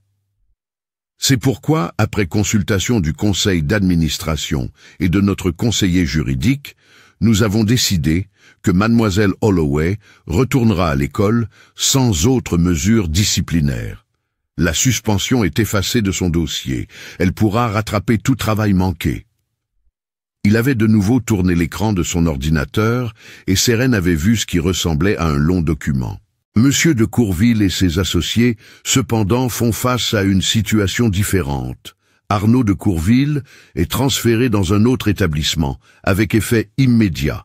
Ses amis qui ont participé au schéma de harcèlement font face à 2 semaines de suspension et à un suivi psychologique obligatoire. L'école met également en œuvre une politique de tolérance zéro pour le harcèlement, avec des conséquences immédiates pour les violations, et j'enverrai une lettre à tous les parents expliquant ce qui s'est passé et ce que nous faisons pour empêcher que cela ne se reproduise. Le soulagement que Sérène avait ressenti était si intense qu'il lui donna le vertige. Pas renvoyé, pas puni, justifié, validé, cru. Ses parents avaient remercié Rocher, avaient posé des questions sur la manière dont Sérène serait réintégrée, quel soutien serait disponible, et Rocher leur avait assuré qu'il surveillerait la situation personnellement, que toute trace de représailles serait accueillie par un renvoi immédiat des responsables. Retourner à Fénelon le mardi avait semblé surréaliste. Les élèves regardaient Sérène différemment maintenant, leurs expressions allant du respect à l'admiration en passant par l'incertitude. L'histoire s'était répandue, avait muté en se racontant comme le font les histoires, mais les éléments centraux étaient cohérents. Sérène avait mis Arnaud de Courville au tapis, l'avait monté, aurait pu le blesser sérieusement mais avait choisi de ne pas le faire, et avait été blanchie de tout méfait par l'école. Elle était devenue, du jour au lendemain, une sorte de légende. Dachiel l'avait trouvée à son casier, l'avait prise dans ses bras dans une étreinte qui dura assez longtemps pour être significative, et quand il s'était reculé, ses yeux brillaient. « Tu vas bien. Dieu merci. Je suis devenu fou de ne pas pouvoir te parler. » Ils s'étaient assis ensemble au déjeuner, de retour à la bibliothèque à leur table habituelle, et la normalité de la situation avait été profondément réconfortante. « Les gens t'appellent la fille qui a tabassé Arnaud de Courville, » avait dit Dachiel. « Les rumeurs sont folles. Quelqu'un m'a dit que tu es une combattante en cage. Quelqu'un d'autre a dit que tu t'entraînes pour être dans les forces spéciales. » Sérène avait ri, vraiment ri, quelque chose qu'elle n'avait pas fait librement depuis des semaines. « Je fais juste du JJB, c'est tout. Rien de fou. » Dachiel avait secoué la tête en souriant. « Pour tout le monde ici, c'est fou. La plupart des gens de ce lycée ne se sont jamais battus pour de vrai. Tu as mis à terre le plus grand harceleur de l'école comme si de rien n'était. Tu es pratiquement une super-héroïne. » Sérène avait levé les yeux au ciel, mais avait senti une chaleur se répandre dans sa poitrine. « Je ne suis pas une super-héroïne. Je suis juste quelqu'un qui en avait marre de se faire marcher sur les pieds. » Le reste de cette semaine avait été un processus d'ajustement. Les élèves approchaient Sérène avec prudence, certains pour s'excuser de ne pas être intervenus avant, d'autres pour exprimer leur admiration ou poser des questions sur les arts martiaux. Une fille nommée Mélissa, qui avait été dans plusieurs des classes de Sérène, s'était assise avec elle à la bibliothèque le mercredi et avait dit « J'ai regardé Arnaud se moquer de ta voix pendant des semaines. Je l'ai regardé renverser ta nourriture. J'ai tout regardé et je n'ai jamais rien dit. Je suis vraiment désolé. J'aurais dû te défendre et je ne l'ai pas fait, et je me sens très mal à ce sujet. » Sérène avait été surprise par cette honnêteté brute. « Ce n'est pas grave, » avait-elle commencé à dire, mais Mélissa avait secoué la tête. « Si, c'est grave. J'ai appris quelque chose en te regardant. J'ai appris que rester silencieux est tout aussi mauvais que de participer. Et je promets que je ne resterai plus jamais silencieuse quand je verrai quelque chose de mal. » Sérène avait senti les larmes lui piquer les yeux, avait hoché la tête, incapable d'articuler à quel point ces mots comptaient. Les professeurs la traitaient différemment aussi, avec une sorte de respect prudent qui reconnaissait à la fois ce qui s'était passé et ce qu'ils n'avaient pas réussi à empêcher. Monsieur Valenti, son professeur de littérature, lui avait demandé de rester après le cours un jour et avait dit « Je vous ai entendu lire dans ma classe, cette première semaine. J'ai entendu des élèves rire. Je me suis dit que ce n'était pas mon problème, que les enfants seraient des enfants, que vous iriez bien. J'avais tort et je suis désolé. J'aurais dû mettre fin à cela immédiatement. » Sérène avait accepté les excuses, avait senti une partie du poids qu'elle portait commencer à s'alléger. Dès la 2e semaine après l'incident, quelque chose de remarquable s'était produit. La géographie sociale de Fénelon avait changé. Les élèves qui avaient auparavant revendiqué certains couloirs, certaines tables, certains espaces comme leur territoire, voyaient ces frontières se dissoudre. Les jeunes qui avaient été en périphérie se déplaçaient vers le centre. Des groupes qui n'avaient jamais interagi commençaient à se mélanger. Ce n'était pas spectaculaire, pas une révolution complète, mais c'était notable, un assouplissement des hiérarchies rigides qui avaient semblé immuables quelques semaines auparavant. Sérène comprit qu'elle était devenue le symbole de quelque chose, un exemple vivant que les harceleurs n'étaient pas invincibles, que riposter, sous quelque forme que ce soit, était possible. Elle comprit aussi la responsabilité qui accompagnait ce symbolisme. Quand un élève plus jeune l'approcha dans le couloir, nerveux et silencieux, et lui demanda si elle avait des conseils pour faire face aux gens qui s'en prenaient à lui, Sérène s'était arrêtée, avait sérieusement réfléchi à la question, et avait dit « Parle-en à un adulte en qui tu as confiance. N'attends pas comme moi. S'il n'aide pas, parle-en à quelqu'un d'autre. Continue de parler jusqu'à ce que quelqu'un écoute. Et sache que ce n'est pas de ta faute, ce n'est jamais de ta faute, et tu mérites de te sentir en sécurité. » L'élève avait hoché la tête, l'avait remercié, et Sérène l'avait regardé s'éloigner en pensant à quel point ce conseil était plus facile à donner qu'à suivre. Mais elle pensa aussi à la façon dont la fin de sa propre histoire aurait pu être différente si plus de gens avaient été disposés à parler, si la culture du silence et de la complicité n'avait pas été si ancrée. Elle ne pouvait pas changer ce qui s'était passé, mais peut-être pouvait-elle aider à empêcher que cela n'arrive à quelqu'un d'autre. La 3e semaine apporta un développement inattendu. Arnaud la contacta via Instagram, un message qui resta dans son dossier de demande pendant 2 jours avant qu'elle ne trouve le courage de l'ouvrir. Le message était long, clairement écrit et réécrit plusieurs fois à en juger par le ton formel et disait, en résumé, « Je sais que je ne mérite ni ton attention ni ton pardon. Je sais que ce que j'ai fait était mal, et pas seulement mal, mais cruel, d'une manière que je ne comprenais pas entièrement pendant que je le faisais. Mes parents m'ont obligé à aller voir un psy après tout ça, et j'ai parlé des raisons pour lesquelles j'ai agi de cette façon. Et aucune des raisons n'est une excuse, mais peut-être qu'elles sont des explications. Je subissais la pression à la maison, la pression d'être parfait et de maintenir la réputation de notre famille, et j'ai évacué mon anxiété sur toi parce que tu étais différente et que je pensais que te faire sentir petite me ferait me sentir plus grand. Ça n'a pas été le cas. Ça a juste fait de moi une personne pire. Je ne te demande pas de me pardonner. Je te demande juste de savoir que je suis désolé, vraiment désolé, et que j'essaie d'être meilleur. » Sérène avait lu le message 3 fois, avait senti des émotions compliquées tourbillonner en elle, une colère résiduelle, un espoir prudent, un scepticisme quant à savoir si les excuses étaient sincères ou dictées par son thérapeute ou ses parents. Elle était restée avec ça pendant un autre jour avant de taper une réponse. « J'accepte tes excuses. Je crois que tu peux changer si tu le choisis. Mais je veux aussi que tu saches que ce que tu as fait m'a blessé d'une manière que des excuses ne peuvent pas réparer immédiatement. Je dois vivre avec ce que tu m'as fait subir, et tu dois vivre avec le fait d'avoir fait subir ça à quelqu'un. Utilise cette connaissance pour être meilleur. Prouve par tes actions que ces excuses signifient quelque chose. Ne me recontacte pas. Si j'entends que tu traites quelqu'un d'autre comme tu m'as traité, Cette conversation n'aura rien signifié. Elle l'avait envoyé et l'avait bloqué immédiatement après, ne voulant pas s'engager davantage, mais sentant que l'échange devait avoir lieu. Elle avait montré les messages à Dashiell, et il les avait lus avec une expression compliquée. « Tu penses qu'il était sincère ?»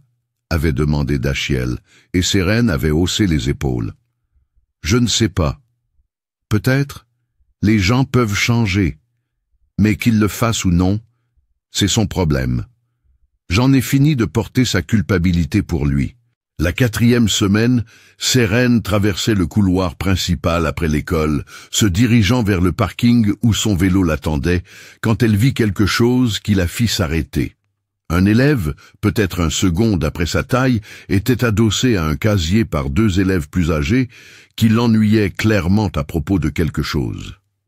Seren avait observé un instant, avait vu le langage corporel familier de l'intimidation et de la peur, et s'était approchée sans décision consciente. « Y a-t-il un problème ici ?» avait-elle demandé, sa voix graveleuse portant clairement, et les 3 élèves s'étaient tournés pour la regarder. Les 2 plus âgés, qu'elle reconnaissait vaguement de l'école, avaient une reconnaissance immédiate dans leurs expressions. C'était la fille qui avait mis Arnaud de Courville au tapis. Il s'était éloigné du plus jeune, les mains en l'air dans un geste d'innocence. « Pas de problème. On parlait juste, avait dit l'un d'eux. Seren avait regardé le plus jeune. Ça va? Il avait hoché la tête rapidement, clairement soulagé. Elle avait regardé de nouveau les 2 plus âgés, avait soutenu leur regard fixement. Bien, assurez-vous que ça reste juste de la conversation. Ils avaient hoché la tête, s'étaient éloignés rapidement, et le plus jeune avait regardé Seren avec quelque chose comme de l'adoration. Merci, avait-il dit. Il m'embête depuis des semaines. Je ne savais pas quoi faire. Seren avait sorti son téléphone, avait trouvé le numéro de poste direct du proviseur Rocher. Appelle ce numéro. Dis-lui ce qui se passe. Dis-lui que c'est moi qui t'envoie. Il écoutera. L'élève avait noté le numéro, l'avait remercié de nouveau, et Seren s'était éloignée en sentant quelque chose se mettre en place. Elle ne pouvait pas être partout. Elle ne pouvait pas protéger tout le monde. Mais elle pouvait utiliser l'influence qu'elle avait accidentellement acquise pour faire de Fénelon un endroit légèrement moins hostile. Elle pouvait être la preuve qu'il était possible de tenir tête aux harceleurs, et elle pouvait encourager les autres à faire de même, de la manière dont ils en étaient capables. Ce soir-là, Dashiell vint chez elle, officiellement pour une session de révision, mais en réalité une excuse pour passer du temps ensemble sans les pressions de l'école. Il s'était assis dans sa chambre avec des manuels étalés autour d'eux, mais avait de passer plus de temps à parler qu'à vraiment étudier. « J'ai pensé à quelque chose », avait dit Dashiell, allongé sur le dos sur son sol, fixant le plafond. « Sur la façon dont tu as caché qui tu étais vraiment, parce que tu pensais que ça causerait des problèmes. Et puis, il s'est avéré que révéler qui tu étais a en fait résolu des problèmes, pas seulement pour toi, mais pour d'autres personnes aussi. Genre, ta force n'était pas le problème était l'incapacité des autres à gérer ta force. » Seren l'avait regardé, son profil se découpant sur son tapis bleu clair, et avait senti son cœur faire quelque chose de compliqué dans sa poitrine. « C'est très philosophique pour quelqu'un qui prétendait être mauvais en spé-philo, » avait-elle dit, gardant un ton léger pour couvrir l'émotion sous-jacente. Dashiell avait tourné la tête pour la regarder, avait souri. « Je contiens des multitudes. Je suis mystérieux et profond. Tu ne sais même pas. » Ils avaient tous les 2 ri, puis le rire s'était estompé dans un autre genre de silence, celui chargé de choses non dites. « Je suis contente que tu sois mon ami, » avait dit Seren doucement, sa voix graveleuse douce dans la lumière du soir, filtrant par sa fenêtre. « Je ne sais pas comment j'aurais traversé ça sans toi. » Dashiell s'était assis, s'était déplacé pour s'asseoir à côté d'elle, où elle était appuyée contre son lit. « Je suis content qu'on soit amis aussi. » « Mais Seren ?» Il avait hésité, et elle avait senti son pouls s'accélérer. Je ne veux pas tout gâcher ou rendre les choses bizarres, mais je dois te dire quelque chose.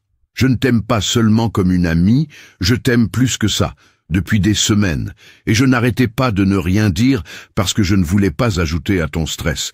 Mais maintenant les choses vont mieux, et je devais te le dire. Sérène avait senti son visage chauffer, avait senti un sourire s'étendre malgré sa tentative de maintenir son sang-froid. « Oh !» avait-elle dit, aussi articulée que jamais, puis « Je t'aime bien aussi, plus qu'un ami. Je n'arrêtais pas de ne rien dire parce que je pensais que tu étais juste gentil avec la fille bizarre dont tout le monde se moquait. » Dashiell avait secoué la tête avec emphase. « Tu n'es pas bizarre. Ou si tu l'es, c'est de la meilleure façon possible. Et ta voix, pour mémoire, est l'une de mes choses préférées chez toi. Elle est distinctive et intéressante, et c'est toi, et quiconque ne peut pas apprécier ça est un idiot. » Ils s'étaient embrassés alors, un baiser timide, bref et doux, et quand ils s'étaient séparés, ils souriaient tous les deux comme des idiots. « Ça ne change rien », avait dit Sérène. « Genre, on est toujours nous, juste en plus. » Dashiell avait hoché la tête. « Exactement. Toujours nous, juste en plus. » Et cela avait semblé juste, semblait être la progression naturelle de quelque chose qui s'était construit depuis ce premier jour à la bibliothèque. Le reste du trimestre se passa dans une sorte de flou paisible. Sérène s'installa à Fénelon, en tant que la personne qu'elle était réellement, plutôt que le fantôme invisible qu'elle avait essayé d'être. Elle rejoignit le club d'arts martiaux de l'école, aida à lancer un programme de médiation par les pairs qui formaient les élèves, à intervenir dans les conflits avant qu'ils ne dégénèrent, et maintint sa relation avec Dashiell, naviguant la nouveauté d'être un vrai couple avec la même réflexion prudente qu'elle apportait à tout le reste. Le faux compte Instagram, qui s'était moqué de sa voix, fut supprimé après qu'elle l'eut signalé de nouveau, avec le soutien du bureau du proviseur Rocher. Les élèves qui l'avaient suivi passèrent à d'autres divertissements. La vidéo de l'incident de la cantine sombra progressivement dans les archives numériques, remplacée par des drames plus récents et plus actuels. La voix de Sérène resta sa voix, graveleuse et distinctive, mais elle cessa d'être une source de honte et devint juste un autre fait la concernant, pas plus remarquable que sa taille ou la couleur de ses cheveux. Un après-midi de fin de printemps, Sérène était assise sur le balcon supérieur de l'amphithéâtre, son ancienne cachette, mais cette fois elle était là par choix plutôt que par nécessité, profitant du calme pendant son heure de permanence. Elle lisait quand elle entendit des pas dans les escaliers et leva les yeux pour voir un des anciens amis d'Arnaud, Tyler, s'approcher avec hésitation. « Je peux te parler ?» avait-il demandé. Et Sérène avait marqué sa page, avait hoché la tête. Tyler s'était assis à 2 sièges de distance, respectant son espace, et avait fixé ses mains un moment avant de parler. Je voulais m'excuser. J'étais là pour une grande partie de ce qu'Arnaud t'a fait. J'ai ri. J'ai participé. Je savais que c'était mal, mais je l'ai fait quand même parce qu'Arnaud était mon ami, et je pensais que ça comptait plus que de faire ce qui était juste. J'avais tort. Et je suis désolé. Je ne m'attends pas à ce que tu me pardonnes ou quoi que ce soit. Je voulais juste que tu saches que je sais ce que j'ai fait et que j'essaie d'être meilleur.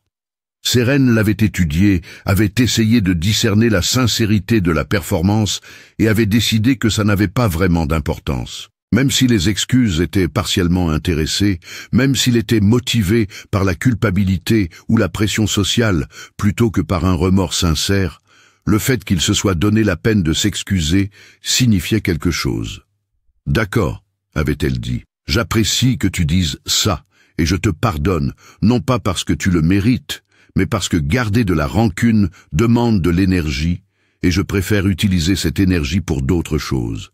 Mais comme je l'ai dit à Arnaud, prouve-le par tes actions. Sois meilleur, surtout quand c'est difficile, quand tes amis veulent que tu participes à quelque chose de cruel. C'est là que ça compte vraiment. » Tyler avait hoché la tête, s'était levé pour partir et s'était arrêté en haut des escaliers. Pour ce que ça vaut, quand tu es entré dans ce couloir, alors qu'Arnaud allait frapper Chen, c'était la chose la plus courageuse que j'ai jamais vue. J'y repense sans cesse. Au fait que tu n'aies pas reculé, même si tu étais plus petite, et que tout le monde regardait, et que tu aurais pu avoir de sérieux ennuis. Je veux être aussi courageux un jour.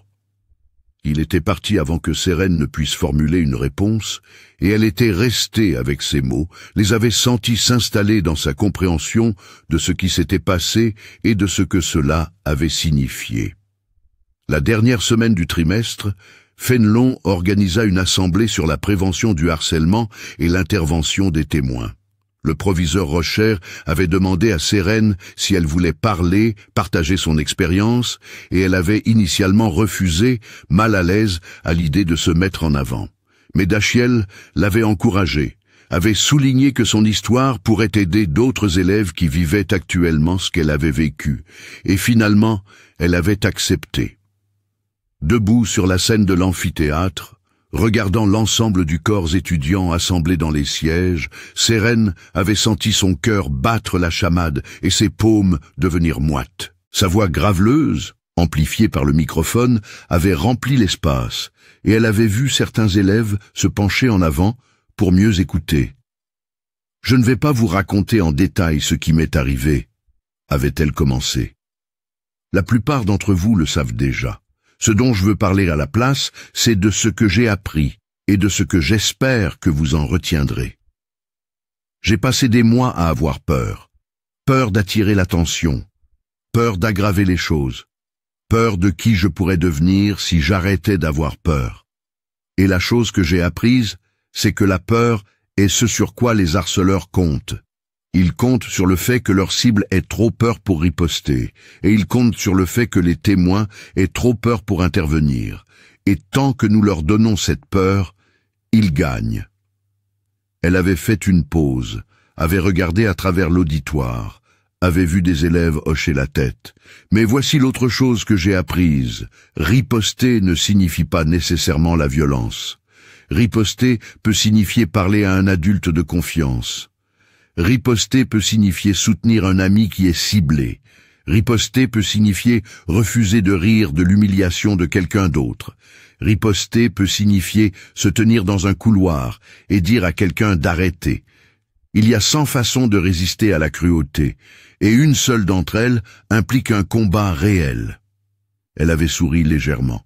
Il se trouve que j'ai utilisé celle-là parce que j'avais l'entraînement et que c'était la situation dans laquelle je me trouvais. Mais la plupart d'entre vous n'auront pas besoin de le faire et ne devraient pas. Ce que vous devriez faire, c'est refuser de rester silencieux, refuser d'accepter que le harcèlement est normal ou inévitable, ou juste la façon dont les choses sont. Je veux remercier les personnes qui m'ont soutenu quand j'en avais besoin, surtout toi, Dachiel. Elle l'avait regardé où il était assis au 3e rang, l'avait vu sourire et faire un signe de la main. Et je veux mettre au défi tout le monde ici de réfléchir au type d'école que vous voulez que Fénelon soit. Voulez-vous que ce soit un endroit où la cruauté reste impunie? Ou voulez-vous que ce soit un endroit où tout le monde se sente en sécurité et valorisé? Parce que c'est vous qui choisissez. Chaque jour, par vos actions ou vos inactions, vous choisissez. L'assemblée s'était terminée par des applaudissements et des élèves s'étaient approchés de Sérène par la suite, partageant leurs propres histoires, demandant des conseils, la remerciant d'avoir parlé. C'était écrasant mais aussi gratifiant, la preuve que son expérience n'avait pas été isolée, que les changements à Fénelon étaient réels, nécessaires et en cours. Le dernier jour du trimestre, Sérène et Dachiel sortirent de Fénelon ensemble, se dirigeant vers le parking où leurs 2 vélos attendaient. Le soleil de l'après-midi était chaud, l'air rempli du bavardage excité des élèves commençant les vacances d'été, et tout semblait plus léger que depuis des mois. Bizarre de penser à quel point c'est différent du début de l'année, avait dit Dachiel, et Sérène avait hoché la tête. Je n'arrête pas de penser à la personne que j'étais quand je suis arrivé ici, avait dit Sérène. À quel point j'essayais de me faire petite, à toute l'énergie que je dépensais à essayer d'être invisible. Et puis, je pense à maintenant, et à quel point cette version de moi semble être une personne entièrement différente. Dashiell lui avait serré la main. Tu as toujours été cette personne. Tu ne laissais juste pas les autres le voir, mais maintenant ils le voient, et c'est mieux. Pour toi, pour eux, pour tout le monde. Ils avaient atteint leur atelier à vélo, avaient déverrouillé leur vélo, et alors que Sérène passait sa jambe par-dessus le cadre, elle avait jeté un regard en arrière sur le bâtiment principal de Fénelon, sur sa façade de briques et les fenêtres reflétant le soleil de l'après-midi, et elle avait senti quelque chose de fondamental se mettre en place. C'était son école maintenant. Pas dans le sens de la propriété, mais dans le sens de l'appartenance. Elle avait revendiqué sa place ici, non pas par la violence ou l'intimidation, mais par le simple acte de refuser de disparaître. « Tu sais ce qui est drôle ?» dit Sérène alors qu'ils commençaient à rouler côte à côte à travers le parking vers la rue. « Arnaud et ses amis ont dépensé tellement d'énergie à essayer de me faire honte de ma voix. Et à la fin, c'est ma voix qui a fait accourir le proviseur. C'est ma voix qui m'a sauvé, d'une manière étrange. Tout ce temps qu'ils ont passé à s'en moquer, et il s'est avéré que c'est la chose qui les a exposés. » Dashiell avait ri, un son clair dans l'air printanier. C'est incroyablement poétique, genre, si c'était un film, ce serait l'ironie narrative parfaite. Sérène avait souri, avait senti la vérité de cela s'installer dans ses os. Sa voix, la chose qui avait fait d'elle une cible, avait finalement été le catalyseur de sa justification. L'univers avait un sens de l'humour apparemment. Alors qu'ils roulaient dans les rues bordées d'arbres de Saint-Cloud, se dirigeant vers leur quartier, Sérène pensa à la pitié. À ce moment sur le sol du couloir, où elle avait Arnaud monté, impuissant, à sa merci, et où elle avait choisi de ne pas finir ce qu'elle avait commencé. Elle avait choisi la retenue plutôt que la vengeance, le contrôle plutôt que la rage, et ce faisant, avait prouvé quelque chose d'essentiel, que la vraie force ne consiste pas à dominer les autres, mais à savoir quand s'arrêter. Elle pensa aux mots de son oncle, au choix de la paix depuis une position de force, plutôt qu'à l'acceptation de la victimisation depuis une position de faiblesse. Elle pensa à la promesse qu'elle avait faite et à la manière dont elle l'avait finalement honorée, n'avait utilisé ses compétences qu'en défense de quelqu'un d'autre, s'était éloignée chaque fois, jusqu'à ce que s'éloigner signifie abandonner quelqu'un qui avait besoin d'aide. Elle pensa à la façon dont l'histoire aurait pu se terminer différemment, à la facilité avec laquelle elle aurait pu blesser sérieusement Arnaud si elle avait laissé sa colère contrôler ses actions, et elle se sentit reconnaissante pour les années d'entraînement qui lui avaient appris la discipline en même temps que la technique. Surtout, elle pensa à la transformation, à la façon dont la douleur et la pression peuvent vous forger en quelque chose de plus fort, si vous les laissez faire, si vous ne vous laissez pas briser par elles. Elle était arrivée à Fénelon en tant qu'une personne et en repartait en tant qu'une autre, non pas parce qu'elle avait changé fondamentalement, mais parce qu'elle avait cessé de cacher qui elle était fondamentalement. La personne qu'elle était devenue n'était pas nouvelle, elle était authentique, la vraie Sérène enfin autorisée à exister au grand jour. L'été s'étendait devant elle avec sa promesse de paix et de possibilités. Elle serait de retour à Fénelon à l'automne, mais en tant que quelqu'un d'établi maintenant, quelqu'un de respecté, non pas parce qu'elle avait battu quelqu'un, mais parce qu'elle avait fait preuve de courage quand c'était important, et de pitié quand elle aurait pu choisir la vengeance. Elle serait de retour en tant qu'elle-même, voix et tout, sans excuse et sans peur. Et ça, pensa Sérène en roulant à côté de Dashiell vers la maison, valait chaque moment difficile qui y avait mené. Le harcèlement avait été réel, la douleur avait été réelle, la peur avait été réelle. Mais le triomphe l'était aussi. La croissance l'était aussi. La connaissance qu'elle avait affrontée, le pire que le lycée avait à offrir, et qu'elle en était sortie, non pas en devenant cruelle elle-même, mais en restant fondamentalement bonne, tout en refusant de rester fondamentalement impuissante. Le son de sa voix, graveleuse et unique, avait autrefois été une source de honte. Maintenant, c'était juste une partie d'elle, aussi banale et essentielle que n'importe quelle autre caractéristique. Et plus que ça, c'était la preuve que les choses qui nous rendent différents, les choses que les harceleurs saisissent comme des vulnérabilités, peuvent finalement devenir nos forces si nous refusons d'accepter le récit selon lequel la différence équivaut à la faiblesse. Seren Holloway avait appris à arrêter de chuchoter, avait appris à parler à plein volume, à prendre de la place, à exister sans s'excuser. Et ce faisant, elle avait montré à toute une école que le silence face à la cruauté était un choix, pas une fatalité, et que chaque personne avait le pouvoir de choisir différemment, de choisir le courage, de choisir la compassion, de choisir d'être meilleur que les pires exemples qui les entourent. Le soleil se couchait au moment où ils atteignirent la maison de Seren, peignant le ciel de nuances d'orange et de violet, qui rendaient tout cinématographique, significatif. Dashiell s'était arrêté au bout de son allée, s'était penché pour lui dire au revoir d'un baiser et avait dit « Même heure demain, on pourrait aller à ce sentier de randonnée que tu as mentionné. » Seren avait hoché la tête, avait souri, avait senti le contentement s'installer sur elle comme une couverture familière. « Même heure demain, avait-elle convenu, et l'avait regardé s'éloigner avant de se tourner vers sa maison, où ses parents attendaient avec le dîner et des questions désinvoltes sur sa journée. Des choses normales, de bonnes choses. Le genre d'existence quotidienne banale qu'elle avait autrefois tenue pour acquise et qu'elle chérissait maintenant parce qu'elle avait appris à quel point il était précieux de se sentir en sécurité dans sa propre vie.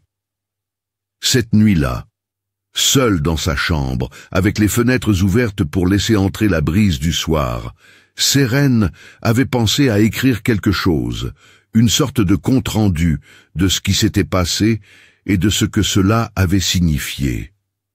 Mais les mots semblaient inadéquats pour capturer la complexité de l'expérience, la façon dont le traumatisme et le triomphe s'étaient enroulés en quelque chose d'impossible à séparer. Alors, à la place, elle avait sorti son journal et écrit une seule phrase. Un rappel à elle-même pour les moments où le doute s'insinuait, où les vieilles peurs refaisaient surface. Je ne suis pas défini par la façon dont les autres choisissent de me voir, mais par la façon dont je choisis de me tenir debout. Elle avait fermé le journal, avait éteint sa lumière, et s'était endormie facilement pour la première fois depuis des mois, sans rêves et paisible, le poids qu'elle avait porté si longtemps enfin levé. Et le matin, elle se réveillerait en tant qu'elle-même, pleinement et complètement, prête pour tout ce qui viendrait ensuite avec la connaissance qu'elle avait déjà survécu au pire et en était sortie plus forte. L'histoire de Seren Holloway et du lycée Fénelon deviendrait une partie du folklore de l'école, transmise de classe en classe, évoluant au fil des récits, mais conservant sa vérité essentielle, que le courage d'une personne peut changer toute une culture, que la pitié est plus puissante que la vengeance, et que les choses pour lesquelles on se moque de nous peuvent devenir les choses pour lesquelles on nous célèbre si nous refusons d'accepter une honte qui n'est pas la nôtre. Et bien que Seren elle-même finirait par dépasser le lycée, irait à l'université, ferait carrière et franchirait toutes les autres étapes d'une vie ordinaire extraordinaire, elle porterait toujours avec elle les leçons apprises au cours de ces mois difficiles. Se lever quand on le peut, s'exprimer quand on le doit, et ne jamais, jamais laisser quiconque vous convaincre que votre différence est une faiblesse alors qu'elle pourrait être votre plus grande force.